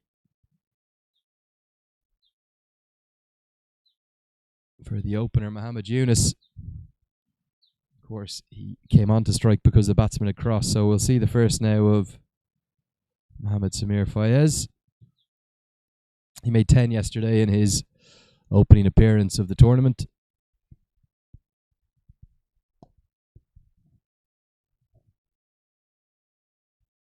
Down the leg side, a little bit too much movement.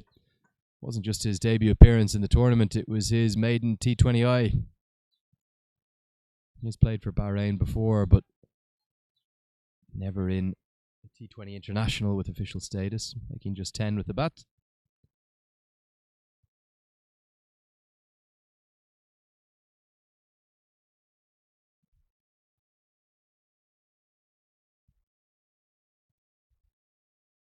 This one heaved into the leg side. Not where he intended. And really poor running. I can't believe they've only run one there. At no point did Mohamed Samir intend to try and get back for a second. Yeah, perhaps he wanted to keep the strike. End of the first over. The score is 11 for 1.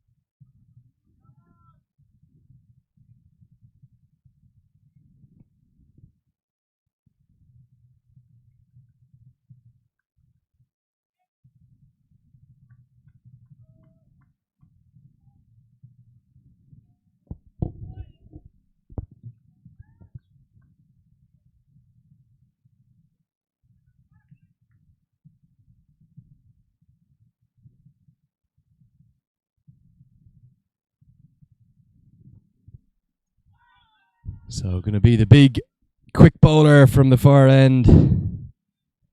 First ever player of Afghan origin to represent Kuwait.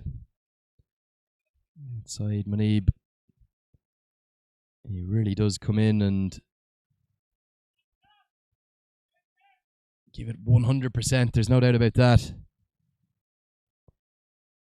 I was out having a look at all of these Kuwaiti bowlers up close and personal.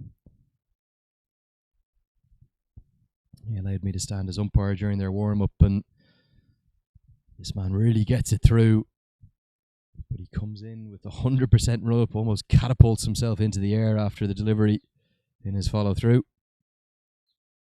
Beauty, good pace. But too wide outside the off-stump. Signalled wide by the standing umpire Rahat Ali Chowdhury from Saudi Arabia, standing at the far Al Emirat end. He's joined by his colleague Riaz Karupkar from Qatar. All of these umpires part of the Asian Cricket Council Associate Panel. Anantha Kumar from Oman is the third umpire today. And just one more special mention for our wonderful match referee, real gentleman, Mr. A.R. Srinivasan. He's been so kind and welcoming to us here this week. He's from the Oman Cricket Board. Acrobatically done, a backward point, diving into the air and somersaulting around. They will get through for the single. See at the bottom of your screen there, that required run rate is going to need to be kept in check. You can see there just punched into the offside, and look at this for a acrobatic piece of fielding. Getting out the tumble. We love a tumble. 10.5 runs per over required to win. Got to keep that in check. As soon as that starts getting up above 12 or 13 and over, it becomes close to impossible. Powered into the leg side. There is a fielder at deep square leg. He runs in. Dropped it. Second chance gone down. The solitary thing that's been poor this week, in my opinion, is the catching. And that continues. Qatar dropped 5 catches. 5 catches in a T20I on the way to beating Oman by 34 runs. And we've already seen 2 go down in this innings. We saw 2 in the first innings dropped as well. See if we can bring you the replay of that. Made good ground in. He had lots of time to get to it. It hung for what seemed like an eternity in the sky. Nestled underneath it. And put it down. Back live with you now. 2 drop catches in 2 overs. Not what the head coach of Kuwait, Bushku Kumar, would have wanted.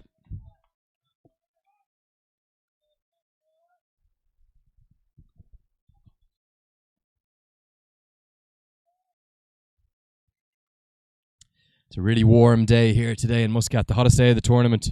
There's talk of it getting up to 31, 32 degrees later on this afternoon. The refreshments are needed on the pitch. And look at that for a shot. Picks that one up. And that's going to soar all the way over the retaining fence. One of the biggest hits of the tournament. Bahrain believe. Do you believe? Watching on at home. What a shot that is.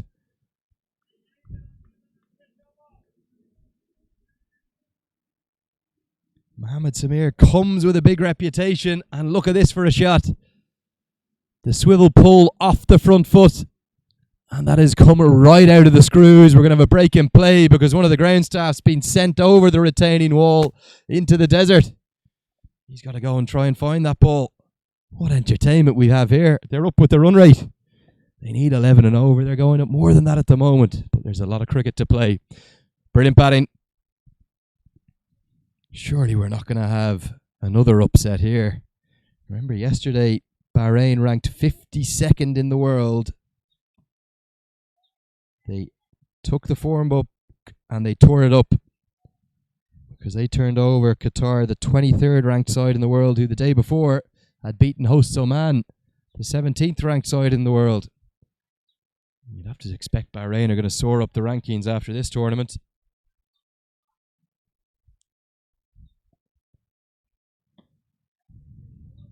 Better length from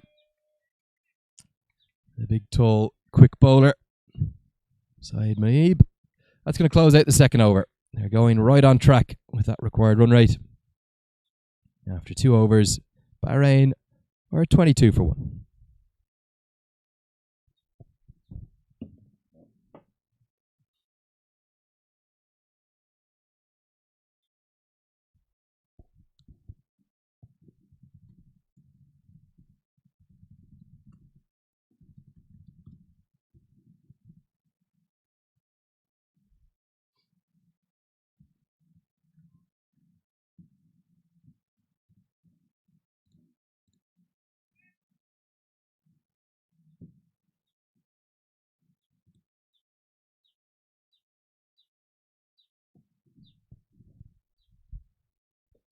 So if you're just joining us, you're very welcome to this coverage of the Asian Cricket Council Western Region T20 qualifier.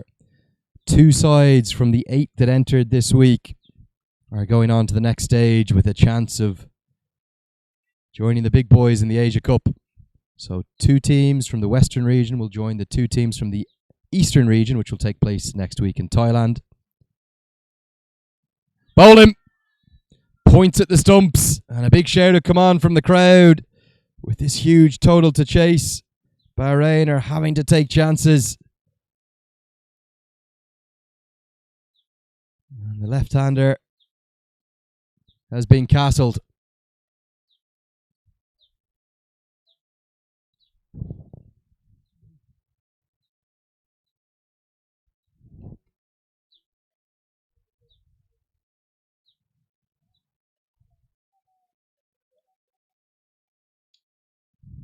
Really good delivery. Let's take a look at the replay. Not really a shot that Mohammed Yunus is going to want to see again.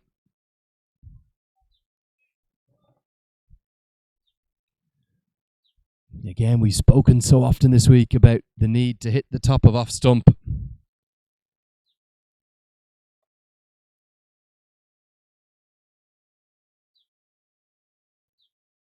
That is not exactly the opposite of what Bahrain needed, because they can't afford early wickets. Just as they were picking up some momentum through the bat of Mohammed Samir, the second opener's gone. Safraz Ali it was who did all the damage yesterday, player of the match performance. But a second wicket falls inside 3 overs, just 13 deliveries into this chase. And we'll have one left-hander replaced by another.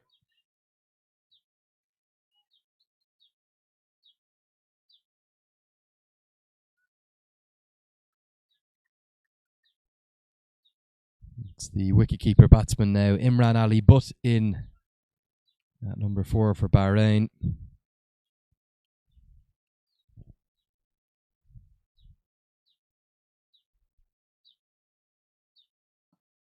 Chipped. It's going to be 2 wickets and 2 balls. Kuwait are celebrating and starting to believe they're on the way to the next stage. They are right on top. Not too sure what Imran Ali Butt was looking to do. First delivery. Probably trying to chip it square into the leg side. It's come off something of a leading edge. Loops up to mid-on. 3 wickets and 14 deliveries now.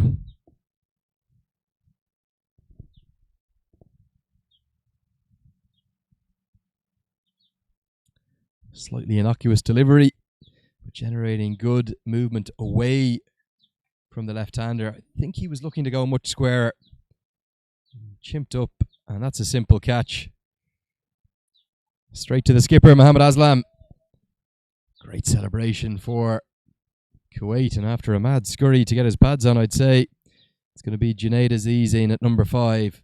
Bahrain slide further to 22 for 3.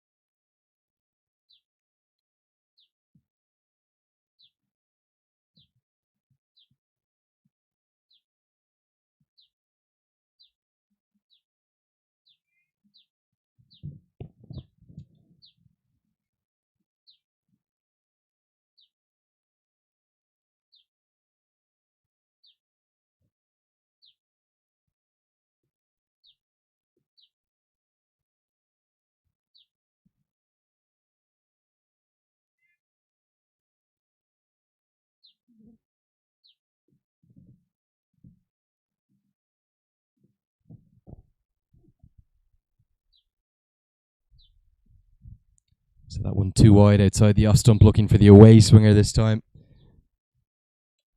A little bit like Bahrain opening bowler Imran Masood, but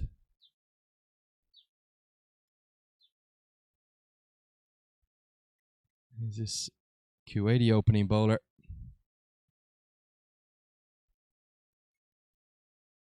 Mohammed Anzar. No great pace, just looking to make the ball talk.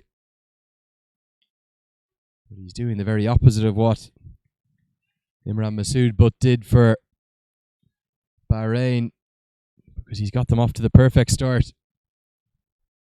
3 wickets in 8 deliveries, and in fact, of course, he was on a hat-trick. Just there, no joy with the hat-trick. No real change in field for the hat-trick either. Rare to see that. This side so on top.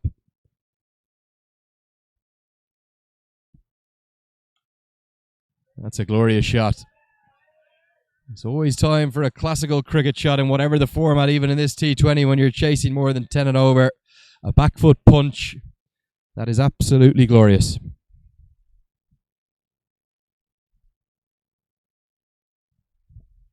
Just back of a length and punched high and handsome. A good high elbow.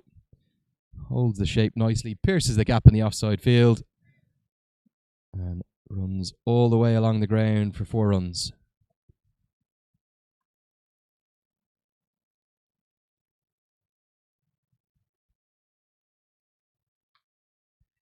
Tries to repeat the dose, and due to a misfield, he's going to get at least a couple. Yeah, should get two. Lovely batting from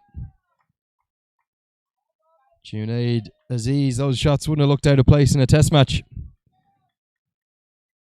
Almost carbon copies of each other. Not too sure how often I've seen that. A hat-trick ball this over. Delivered as a wide outside the off stump.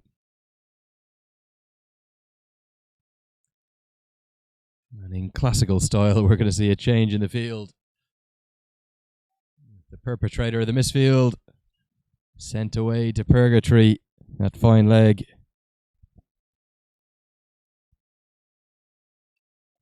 And he's going to have work to do. And as so often, the ball follows you in the field.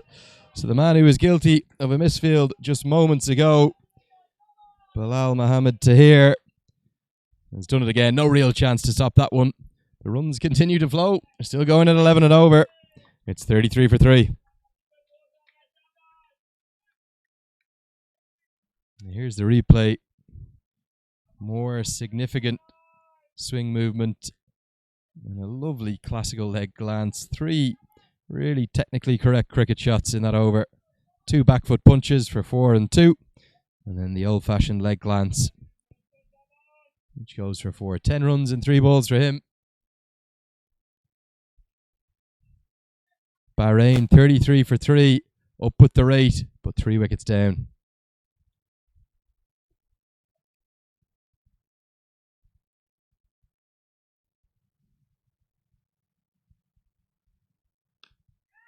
Hit into the offside, dropped. That's the 3rd drop catch inside. 19 deliveries. A really tough one, this one, though. And in fact, it was a superb effort. He dove full length across to his right.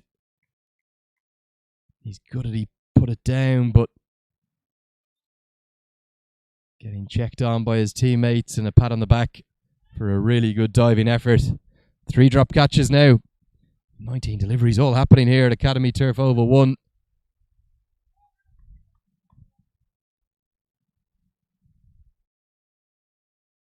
I think it might have been Afzal Ashraf who put that one down.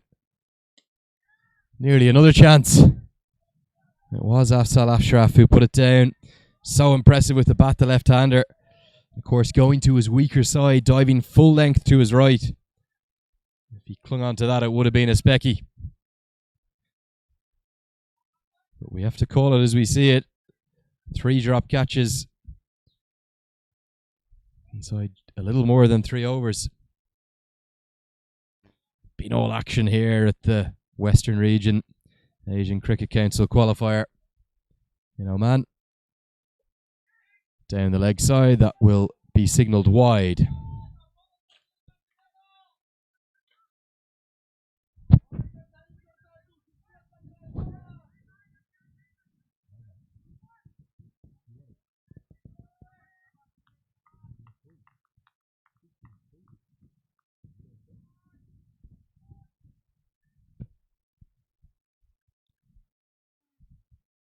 So remember, everybody watching from wherever you are around the world, and you're watching again in your thousands, 2 spots on the line today. Kuwait, Bahrain here. He slides down the leg side, going to be signalled wide again. Bahrain delighted with those free runs. The bench giving lots of cheers in the background. You might be able to hear them just in the background. Yeah, so Bahrain against Kuwait. You're watching that live here. One of these 2 sides will take one of the 2 qualification spots. The other spot's going to go to the winner of the UAE against Qatar over on Academy Turf Oval 2. Believe it or not, the UAE have been bowled all late for 122 by Qatar. But Qatar, in their chase, have lost an early wicket. So the drama continues here at the Western Region qualifier.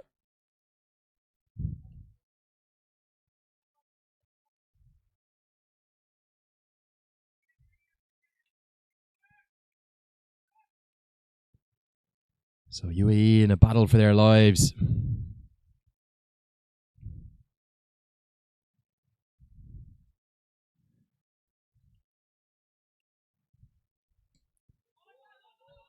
Worked into the leg side by Junaid Aziz, and plenty of time to get back for two. Just two fielders allowed outside the 30-yard fielding circle in this first 6 overs of power play. This is the same in all T20 internationals, and those two fielders at the moment down at third man. Mohammed Kashif down in front of me at third man, and we've got a fielder out at deep square leg. That's where the ball was picked up. They got back for a comfortable two. But yeah, a day of real drama today. We're going to have two very happy teams and two distraught sides who won't be able to quite believe that they're gone from the reckoning. Bahrain have a mountain to climb. Need over 10 and over. They've only got 7 wickets in hand. Remember though, they've got the big hitter still to come. Ahmad Uddin, 41 off 15 deliveries yesterday.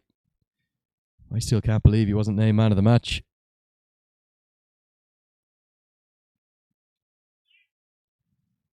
Good stuff this. Good pacey, wholehearted bowling from Syed Manib. And at the end of 4 overs, the score is 38 for 3.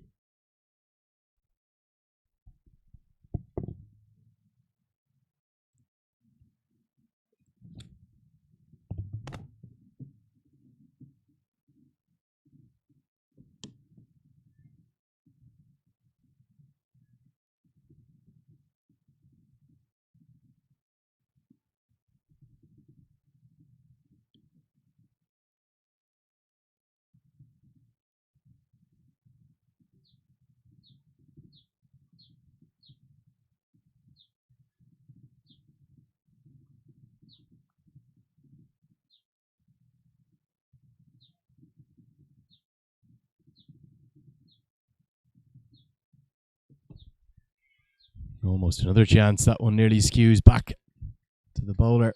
More big movement. So funny. Both these sides, very similar opening bowler.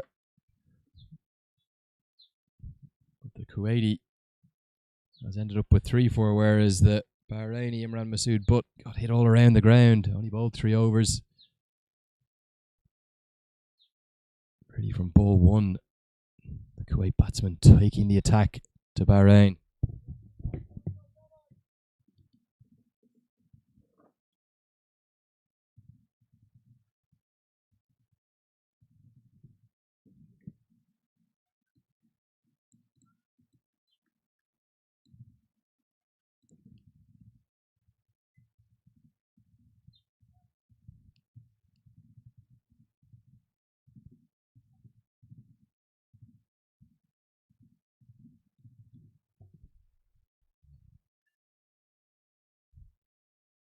And the problem for these two Bahrain batsmen now is you stick or twist. You try and continue to attack in the power play, take advantage of the fielding restrictions, or do you rebuild and look to score the bulk of these runs in the last 8 to 10 overs?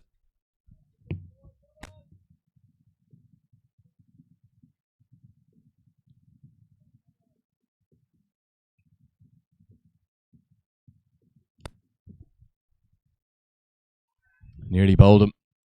Tried to turn that one into a full toss, did Mohammed Samir. Ended up missing it, and I'm not altogether too sure as to how that hasn't bowled him.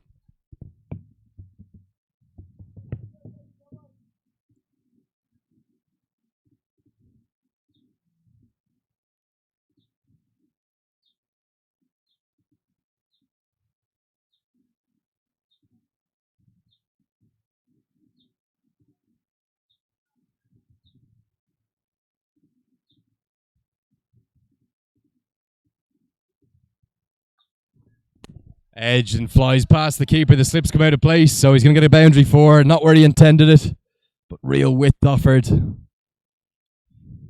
to be 4 more to the total.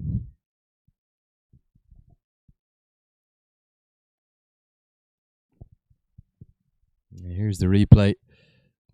It's been quite erratic, Mohammed Ansar, through this spell, but he's got 3 for this time, looking for the away swinger. And look at it, hooping like a banana late. Skewing off the outside edge. The keeper had absolutely no chance.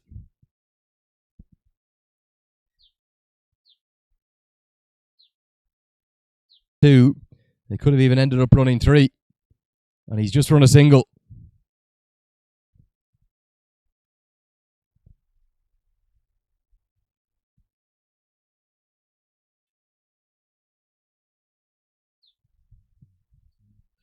Yeah, not for the first time in this innings, Mohamed Samir, off the final delivery of an over, simply refusing to run 2 runs. He wants the strike. After 5 overs, it's 44 for 3.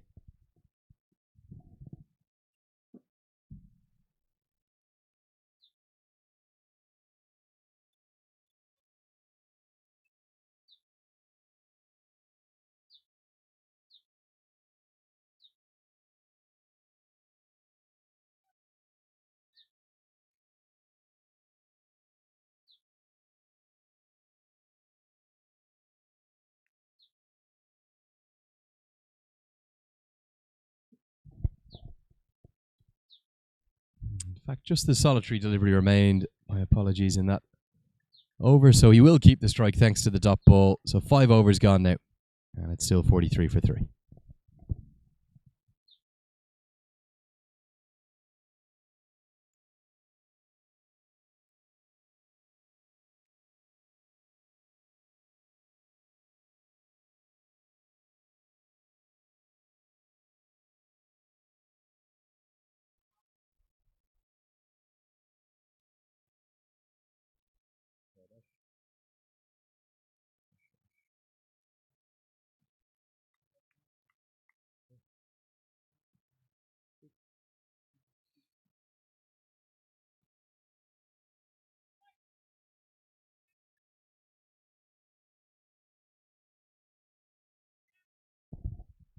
So spin for the first time today for Kuwait.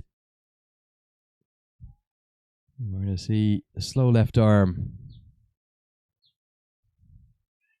He nearly starts with a wicket. Yeah, the slow left arm orthodox, one of 2 slow left armers in this squad. This is Pradeep Wasantha. Beautifully bowled, a little bit of sharp turn as well. Mohamed Samir looking to slog sweep that into the leg side. Remember, we're seeing spin in the power play, so only 2 fielders allowed out. One of them at long off, the other out at cow corner. Only 3 men on the leg side, so you can see why Mohamed Samir looking to heave that into the deep.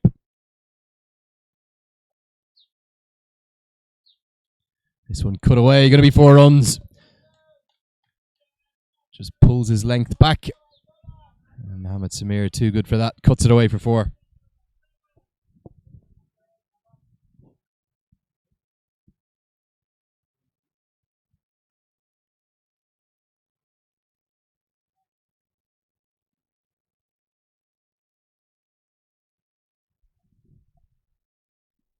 Really well bowled. Good comeback into the block hole.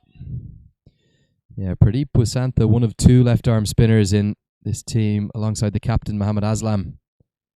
And he's been one of the best bowlers in the tournament. It's going to be 4 more. It is a risk bringing your spinners on in the power play. This time he accesses the leg side. Good batting from Mohamed Samir. Perhaps this is why he wanted to keep the strike. Predicting that the spinners are coming on. He wants to change the gloves now.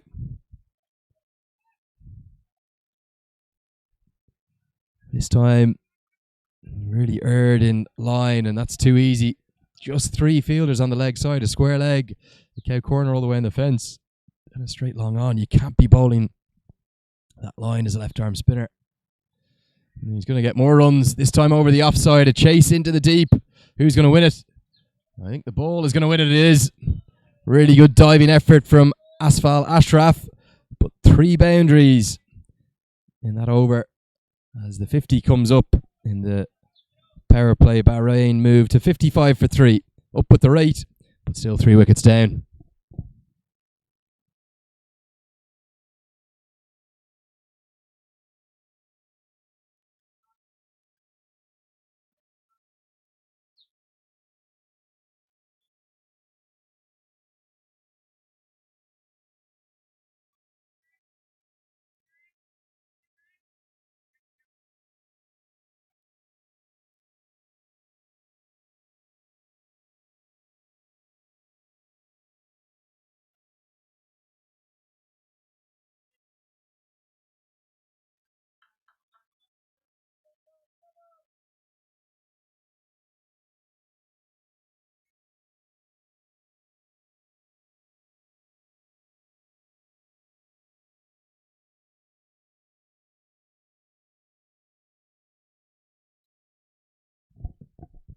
So it's going to be a dual change in bowling, and we're going to see left arm spin from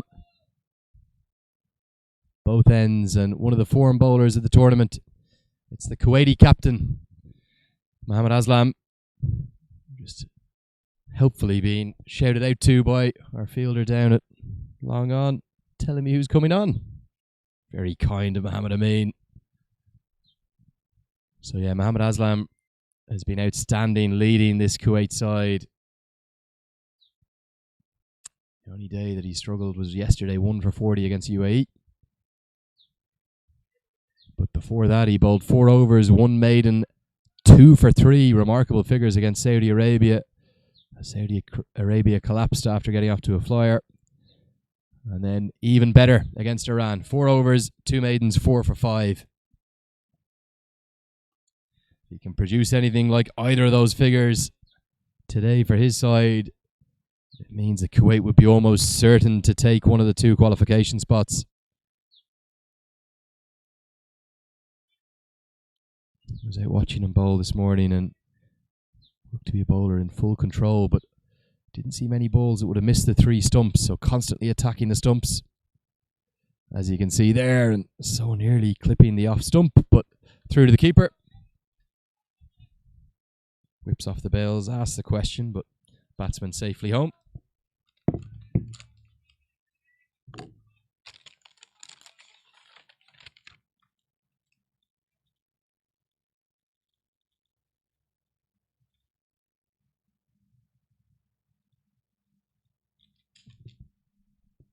This one's hit into the sky, comes off the top edge. Is it going to be another wicket for the Kuwaiti skipper? It is. Finally, Kuwait have held on to a catch, and Afzal Ashraf, who so nearly took an absolute ripper at cover, has held on to a much easier catch. The skipper, Mohammad Aslam for Kuwait, is doing it again. Already has 7 wickets in the tournament. That's his 8th. Really good bowling.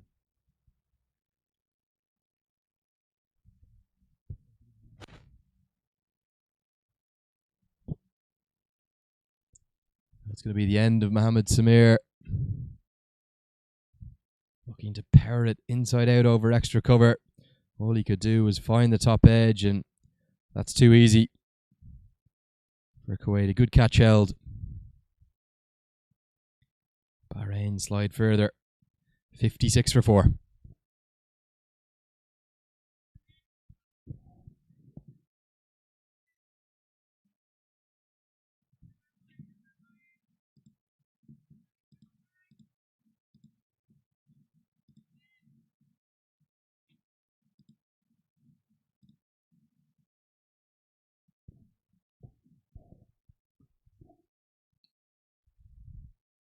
It's the new man to the crease is not on strike, Fayez Ahmed, so they're going to hold Ahmed Uddin back for the late blitzkrieg down the innings. Yeah, non-strikers end at the moment, Fayez Ahmed. That's a glorious shot, hit over the offside. Fielder's going to have to watch the spin, he does. So just a single, the running between the wickets for Bahrain continues to not exactly inspire. Great start from the Kuwait skipper. At the end of 7 overs, the score is 57 for 4.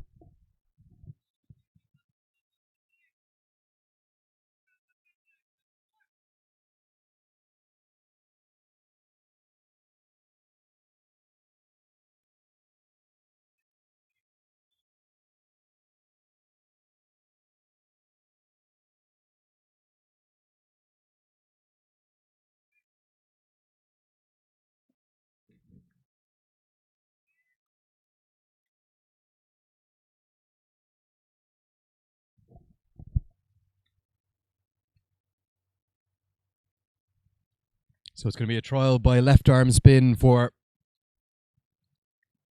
Bahrain. Left arm spin operating in tandem from both ends. They're very different bowlers as well. They complement each other. Sharp turner of the ball from a flat trajectory is Pradeep Wasantha. The captain offers a much more controlled variation of left arm orthodox Mohammad Aslam. Beautifully bowled. Look at that. Far too full to be going back to.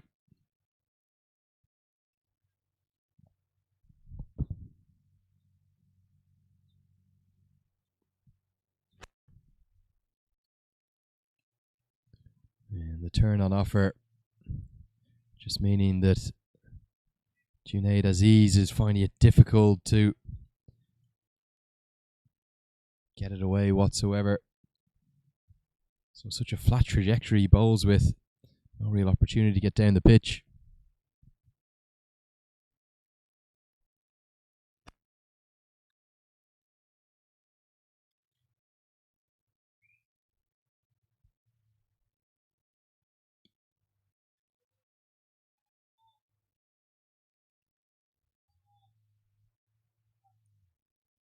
So Faiz Ahmed gets off the mark.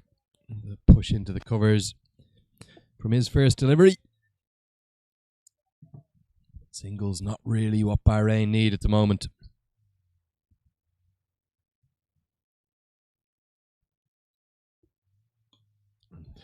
A few more blows like that, they might find themselves getting back into the game.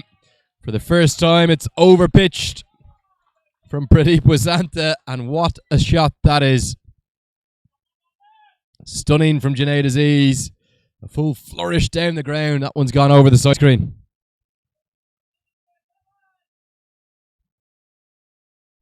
Almost to follow through like a golfer. Brilliantly tracked by our cameraman up on top of the gantry. Soars over the side screen. And we're going to have a break in play while they go looking for that ball. 8 overs gone. Bahrain 65 for 4.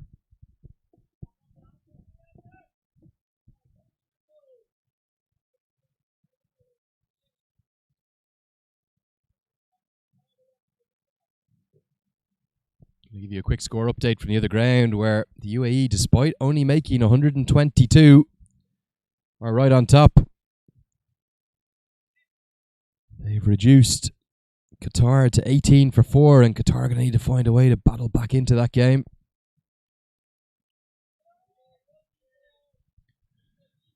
What an effort it would be from Ahmed Raza and his troops to defend that low total.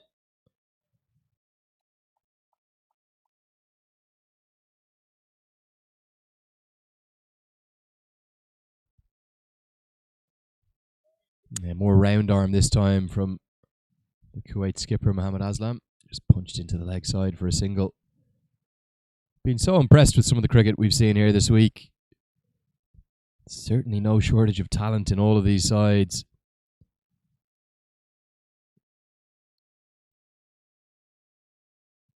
That one's going to be heaved down the ground, and we talk about talent. Look at the talent to clear the ropes from every single one of these Bahrain batsmen. Faiz Ahmed, as soon as he saw that was looped above his eye line, he said, I'll take that on. The fielder's out at long off. He doesn't care.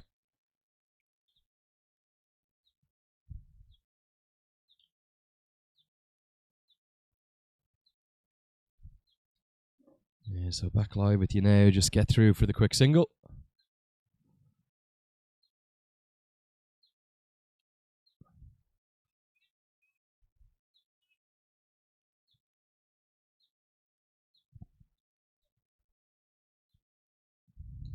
That one heaved into the offside and taken.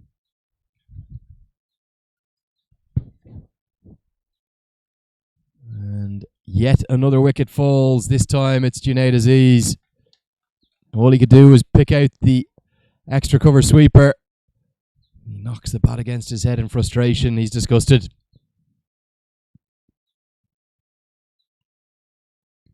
Wasn't much of a delivery.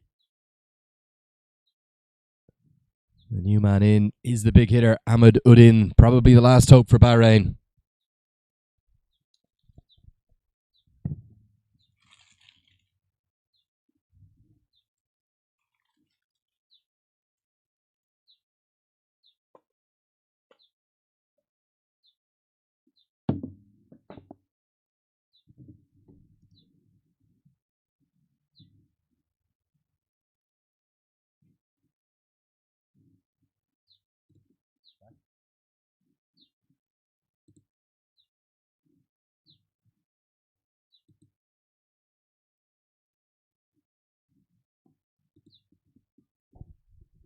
So here we go. Can Ahmed Uddin produce more heroics for his Bahrain side? 75 for 5 after 9. He's not going to be on strike. Faiz Ahmed will keep the strike. It's a tall task indeed. this stage, but let's see if Ahmaduddin can produce something magical like he did yesterday.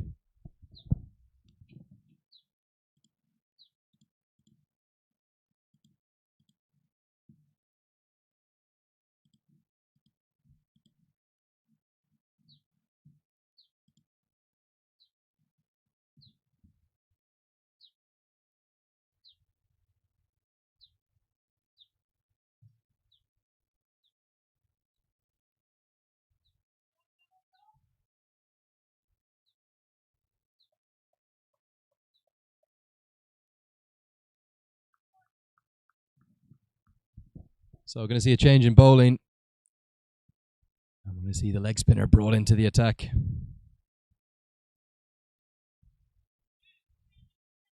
Bowls flat, sharp leg breaks.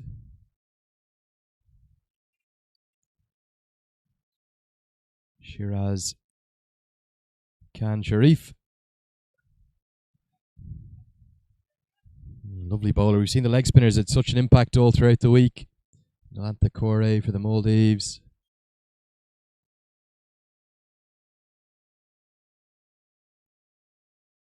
That one short, but turn. Poor shot from Fayaz Ahmed. No real shape held at all. And Ahmaduddin comes down to him and says, "Get me on to strike. I'll deal with the leg spinner." Yeah, Timur Sajjad as well from Qatar has been so impressive.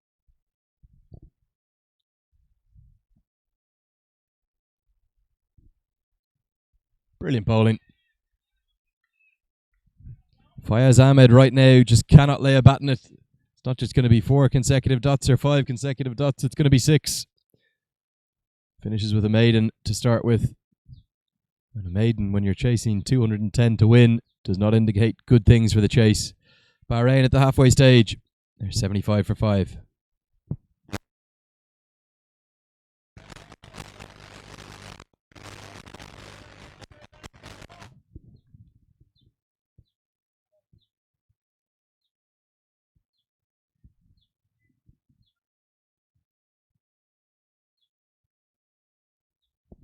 Skipper's going to continue from the pavilion end, and I just wonder how many deliveries is it going to take Ahmaduddin to really look to go downtown. 4 sixes in his innings yesterday of 41 from 15 deliveries. Showing huge power, particularly straight down the ground. Doing a lot of this as well, walking across his crease. And yet another misfield. It's the only part of the cricket this week I haven't been impressed with. The catching in particular, the fielding generally, some of the running between the wickets very poor.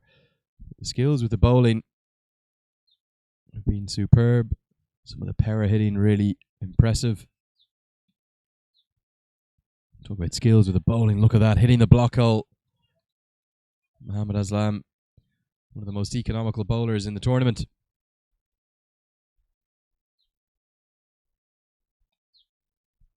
That one cut away.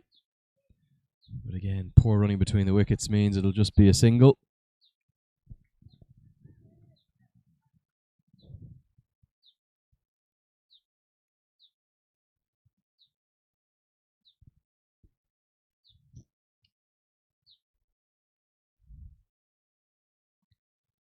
Looks for the big hit, Ahmaduddin, but can only hack that down to long on.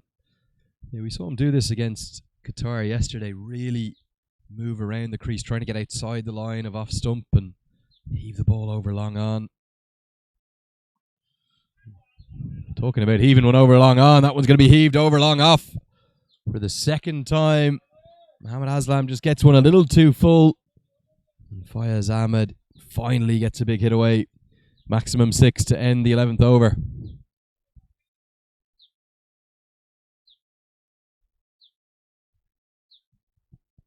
He's not a big turner of the ball, Mohammad Aslam, so as soon as he gets full into that slot, it's easy to hit it away.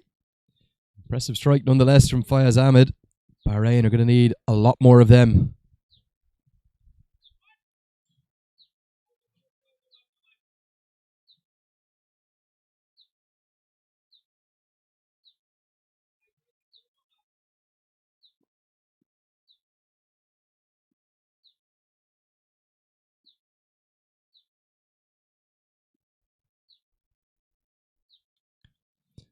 Yeah, there he is, trying to move around his crease again, this time to the leg spinner.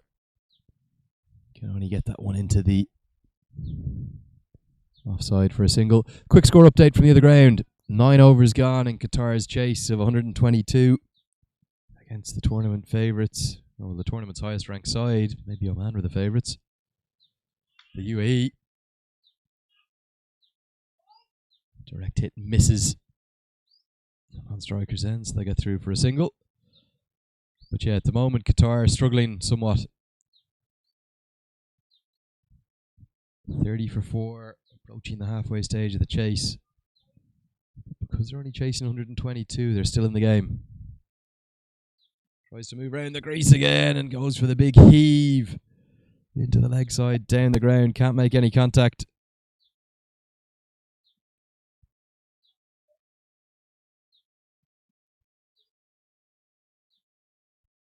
That one's going to be signalled wide, even though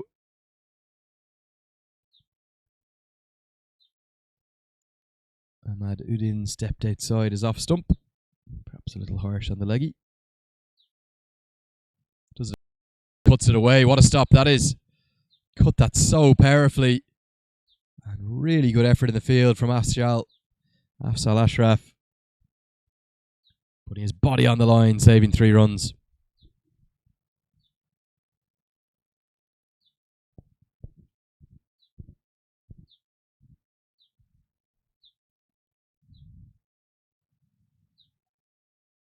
Not quite altogether too sure how some of these deliveries are missing. He's weaving a spell of magic here. Shiraz Khan.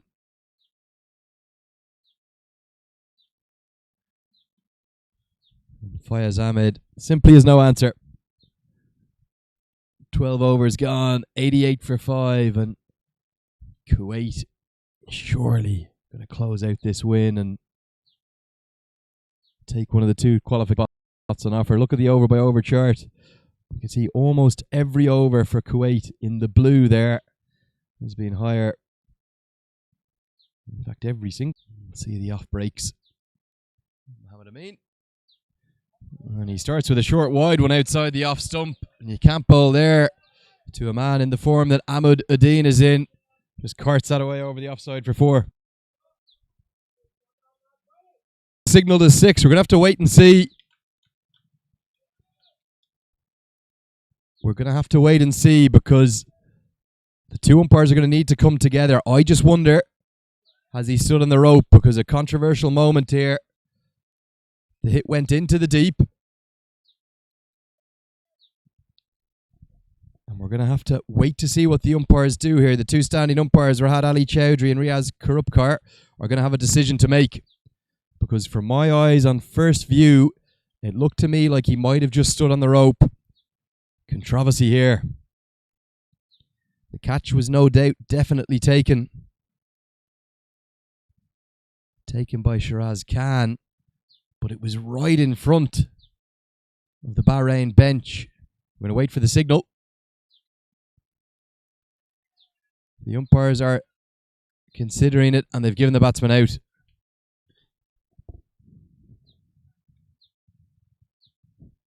I'm going to bring you the replay here. I'm not sure if our replay is going to shed any further light on this. Definitely the catch was taken, but let's have a look. Did he step on the rope?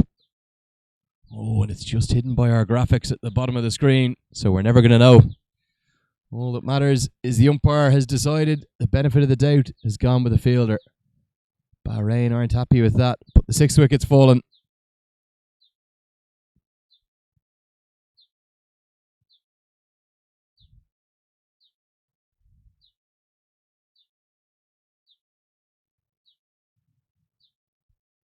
So it's going to be Imran Masood Butt.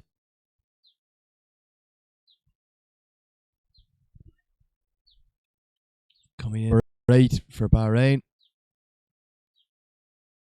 This game surely now entering its last rites.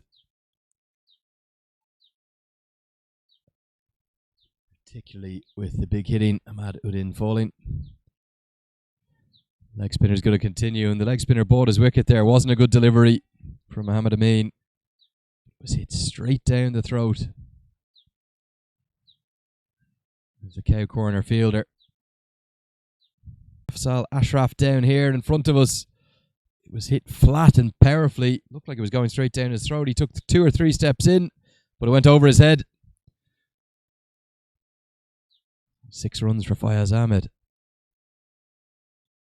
Looks to repeat the dose, but can't get bad on it. 100 up. 13 overs gone. And the 100 comes up. But look at that required run rate at the bottom of your screen. It's nearly 16 and over now. And Bahrain need a miracle from here.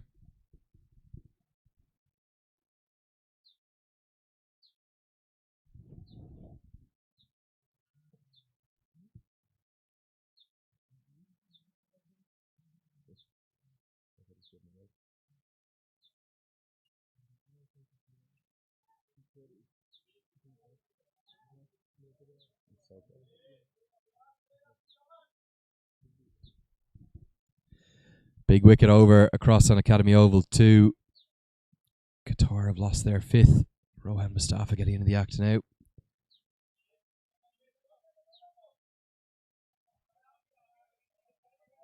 Plenty of time to get back for 2 here, back on the Academy Oval 1.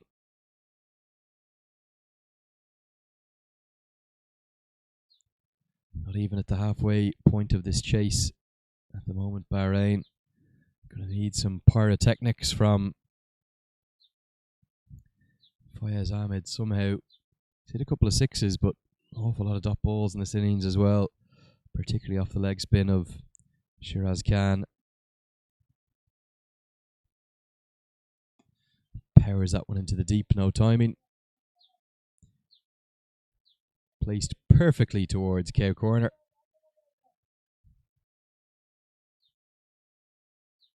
Just be a single.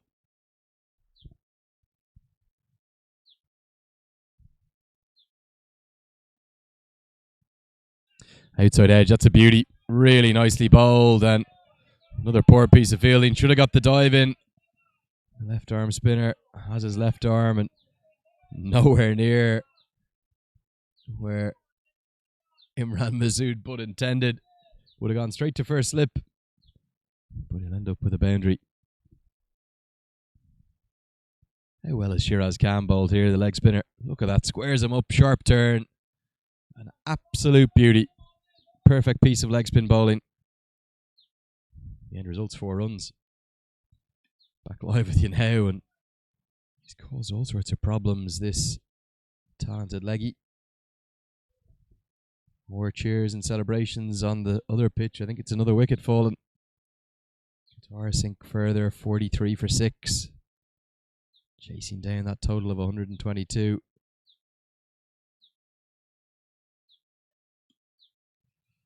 This one hit into the offside. Yeah, that required run rate's the big problem now for Bahrain. Not just the wickets column, but 16 and over required. You've really got almost no chance for a sustained period.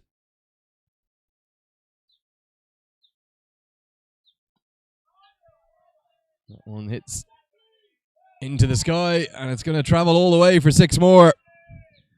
So Imran Masood Butt is trying to give his side some late hope. The first maximum off the bowling of Khan. Let's take a look at the replay. First time slightly over pitched, and as I was just saying, every batsman it seems across all 8 of these sides in the tournament capable of clearing the ropes. We saw the big man, the 6'5" Kali Mullah, down at number 10 for Oman, do it in their defeat to Qatar. Every batsman more than capable of wielding the willow. So many all-rounders on show. So the captain's experiment with the part-time leg breaks or part-time licorice all sorts of Mohamed Amin has ended. He's taking the ball back off him. Go back to his more controlled left arm spin. 96 to win from 6 overs. It's 16 and over exactly.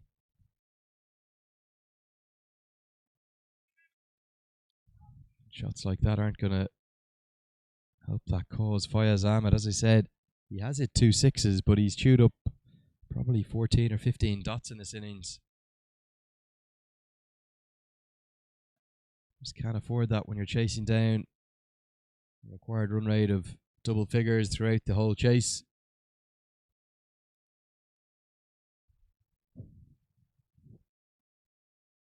Wickets have just fallen so regularly for Bahrain.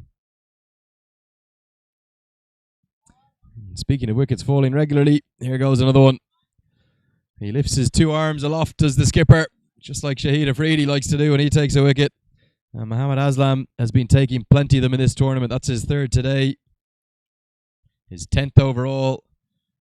Without doubt, putting his name up in lights for Kuwait. He's going to be leading his side to the next stages of this road to the Asia Cup 2020, because his team, Kuwait, are going to go on to beat Bahrain here. There's no doubt about it now. Bahrain, an absolute miracle. Tossed into the sky temptingly for Imran Masood, but tried to smash it into the offside. But all he could do was chip it up, and an easy catch at cover. Here's the new man. Anisam Khan in at number 9 for Bahrain, the captain. He's not going to be on strike. He'll be at the non-striker's end. Fayez Ahmed continues to survive. He's surviving, but not thriving for Bahrain. 30 not out he has.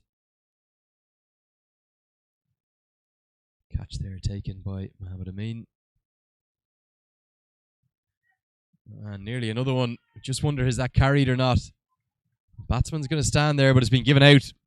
Has carried. That's a really good catch. We've seen some poor catches go down, but we've seen a good one there. Short third man. And Fayez Ahmed is gone. An innocuous delivery. Back of a length, and for the second time in the innings, we've got 2 wickets and 2 balls. Cut away into the air. Look at this for a catch. Diving full length forward, tumbling into the sky. He took it, so was the umpire. Gives him out. 8th wicket down. Bahrain are going to come up short here today. But a great tournament for them. Who would have thought they could make the semi-finals?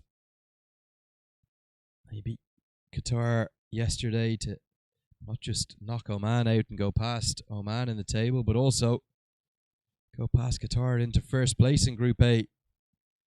So the winners of Group A here are going to come up short to the second place side in Group B. And if the UAE could close out their win over Qatar, may well end up with the 2 sides in first and second from Group B taking the 2 qualification places. Who would have predicted that? Oh man, the form side coming into this tournament, hot off a series whitewash up in Kathmandu, as the umpire nearly clotheslines Mohammad Aslam. He'll signal dead ball correctly. That's Riaz Karupkar from Qatar. Slower through the air, hammered into the sky, and it's going to go over the head of the man who pulls off a spectacular piece of fielding. That's brilliant. He gets one hand up over his head. Bilal Mohammed Tahir takes the catch and flicks it back in to save the 6.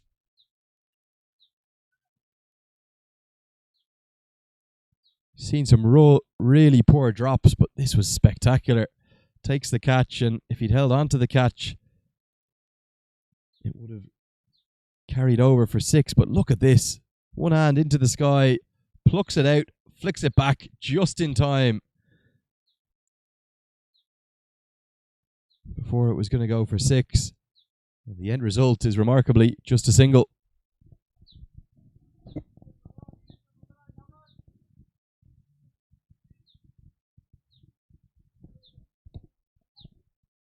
So hugely impressive performances from Kuwait.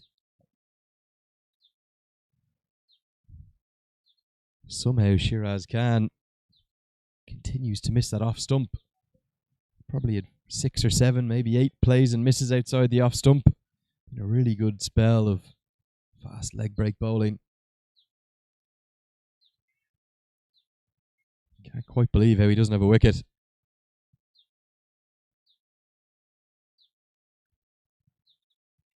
Across on the other pitch, Qatar now 56 for 6. Tamur Sajjad, their last hope. They're going to need about 60 runs from the last 7 overs of the 4 wickets in hand.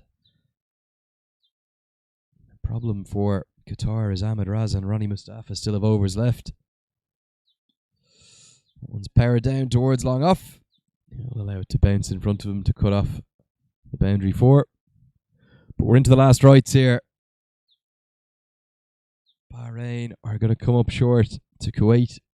Required run right now over 20 and over.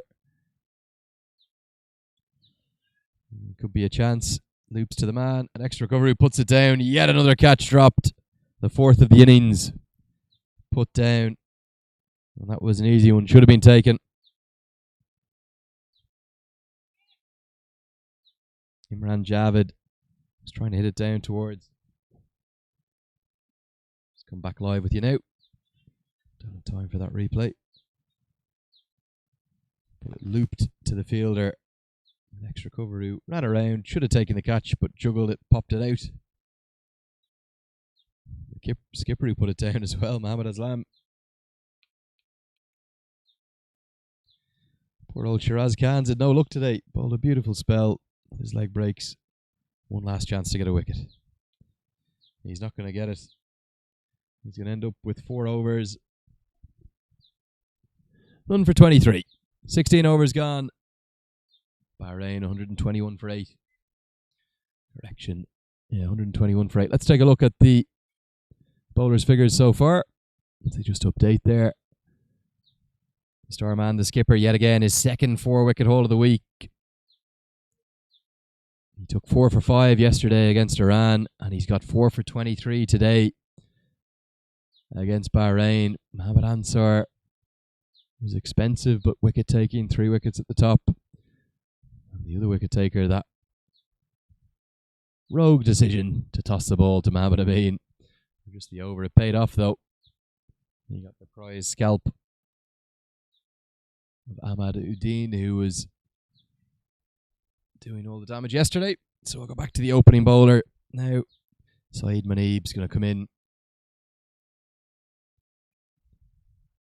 to the attack with his all-action right arm quick. 4 overs remain.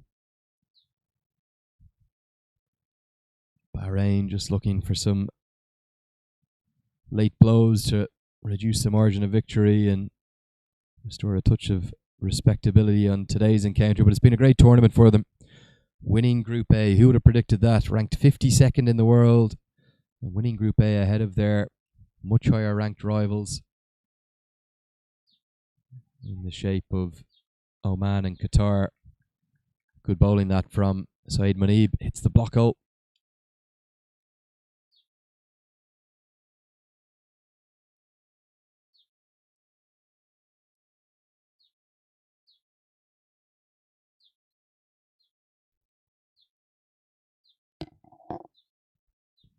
Yeah, Oman.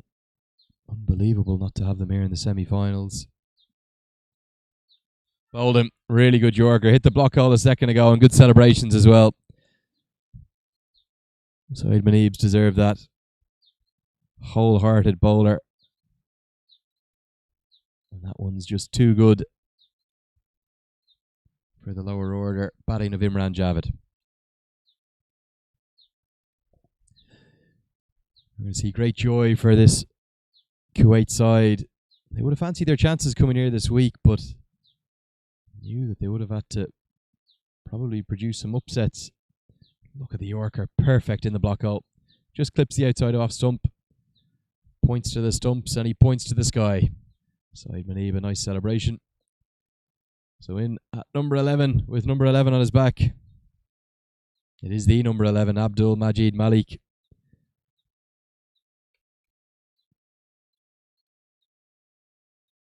So Kuwait are going to close out this win and take their place in the next stage of the road to the Asia Cup 2020. They're going to join either the UAE or Qatar. We'll have to wait and see what happens on the Academy Oval 2 pitch in the game that's going on right now over to our right. Looks for the block hole, Abdul Majid Malik.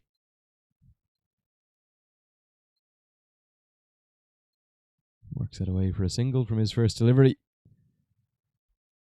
Yeah, and they will join the winners of that game from across in Academy Oval 2, not only qualifying for the next stages, which will be held later in the year in August before the Asia Cup itself. They'll join the 2 qualifiers from the Eastern region. We'll have to wait and see who those are next week. Slower ball. Not exactly where it was intended. Gets away with it. Yeah, 2 qualifiers from 5 teams in the Asian region. Singapore, Malaysia, Nepal, Hong Kong, and the host Thailand. Who's going to take those 2 spots, I wonder? Perhaps Nepal and Singapore, the fancied, but what about Malaysia beating Hong Kong 5-0 in a warm-up T20 I series there? That won't have pleased the head coach of Hong Kong much, the ex-Irish international Trent Johnson, my old sparring partner. But it just shows the depth in associate cricket. Hearing some cheers from the UAE crowd across to our right, perhaps another wicket over on the other pitch, and is that going to close out the win for UAE? So we could have a lineup of perhaps UAE, Kuwait.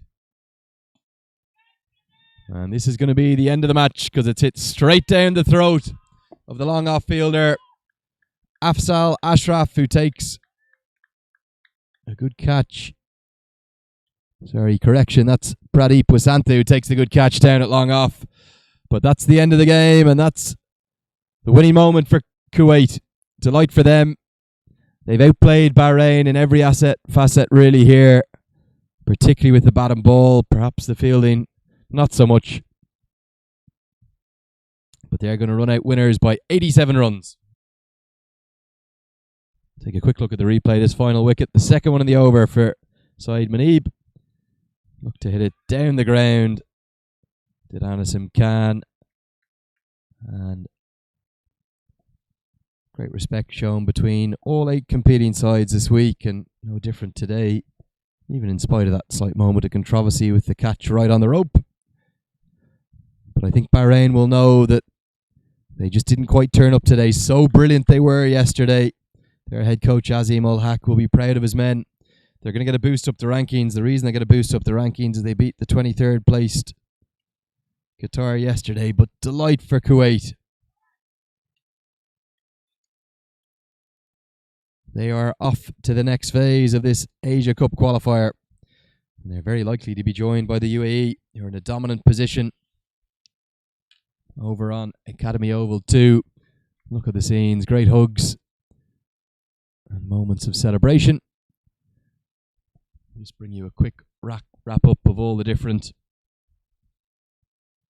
details of this match. Very one-sided, this semi-final.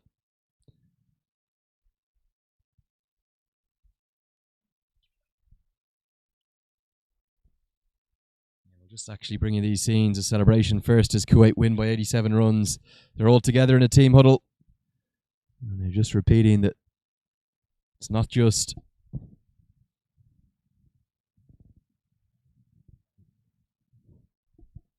Let's take a look at the cards that confirm the result. No one got going for Bahrain. The top scorer, Fayez Ahmed, chewed up plenty of dots. Even Mohammed Samir Fayez did as well. First ball took for Imran Ali, but and he couldn't repeat his heroics from yesterday. Ahmad Uddin, nor could Safraz Ali. They were the 2 big wickets. And it's a good bowling attack that Kuwait have. They're going to go into the final tomorrow. Who are they going to play? Will they play the UAE or will they play Qatar? You'll find out. Get on over to the Asia Cricket Council YouTube channel and tune in for the end of that. Mohammad Aslam, the captain, the hero with the ball. 4 for 23. 3 for 27 for Mohammad Ansar. And 2 wickets in the final over from Saeed Muneeb that closed out the win. And what that means, here's the great cheers in the background. What that means is Kuwait win this semi-final by 87 runs. They take the first qualification spot. And they're going to advance to the final on top of that as well. So we will be bringing you every ball of the final tomorrow morning, 9:30 a.m. from this very pitch, the Oman Cricket Academy Turf 1. So from Chiku, David, myself, Andrew Leonard, all the team here for Cricket Clubs, delighted to bring you all of these pictures. Get on over to the Asia Cricket Council YouTube channel. watch the end of what could be a thrilling finish over on Turf Oval 2. It's going to be Kuwait in the final. Who will they play? UAE or Qatar? We'll find out in the next few minutes. But you'll be back with me at this pitch tomorrow, 9:30 a.m. local time. Who's going to take the crown of this Asian Cricket Council Western Region T20 qualifier? We'll see you tomorrow. Thank you for joining us.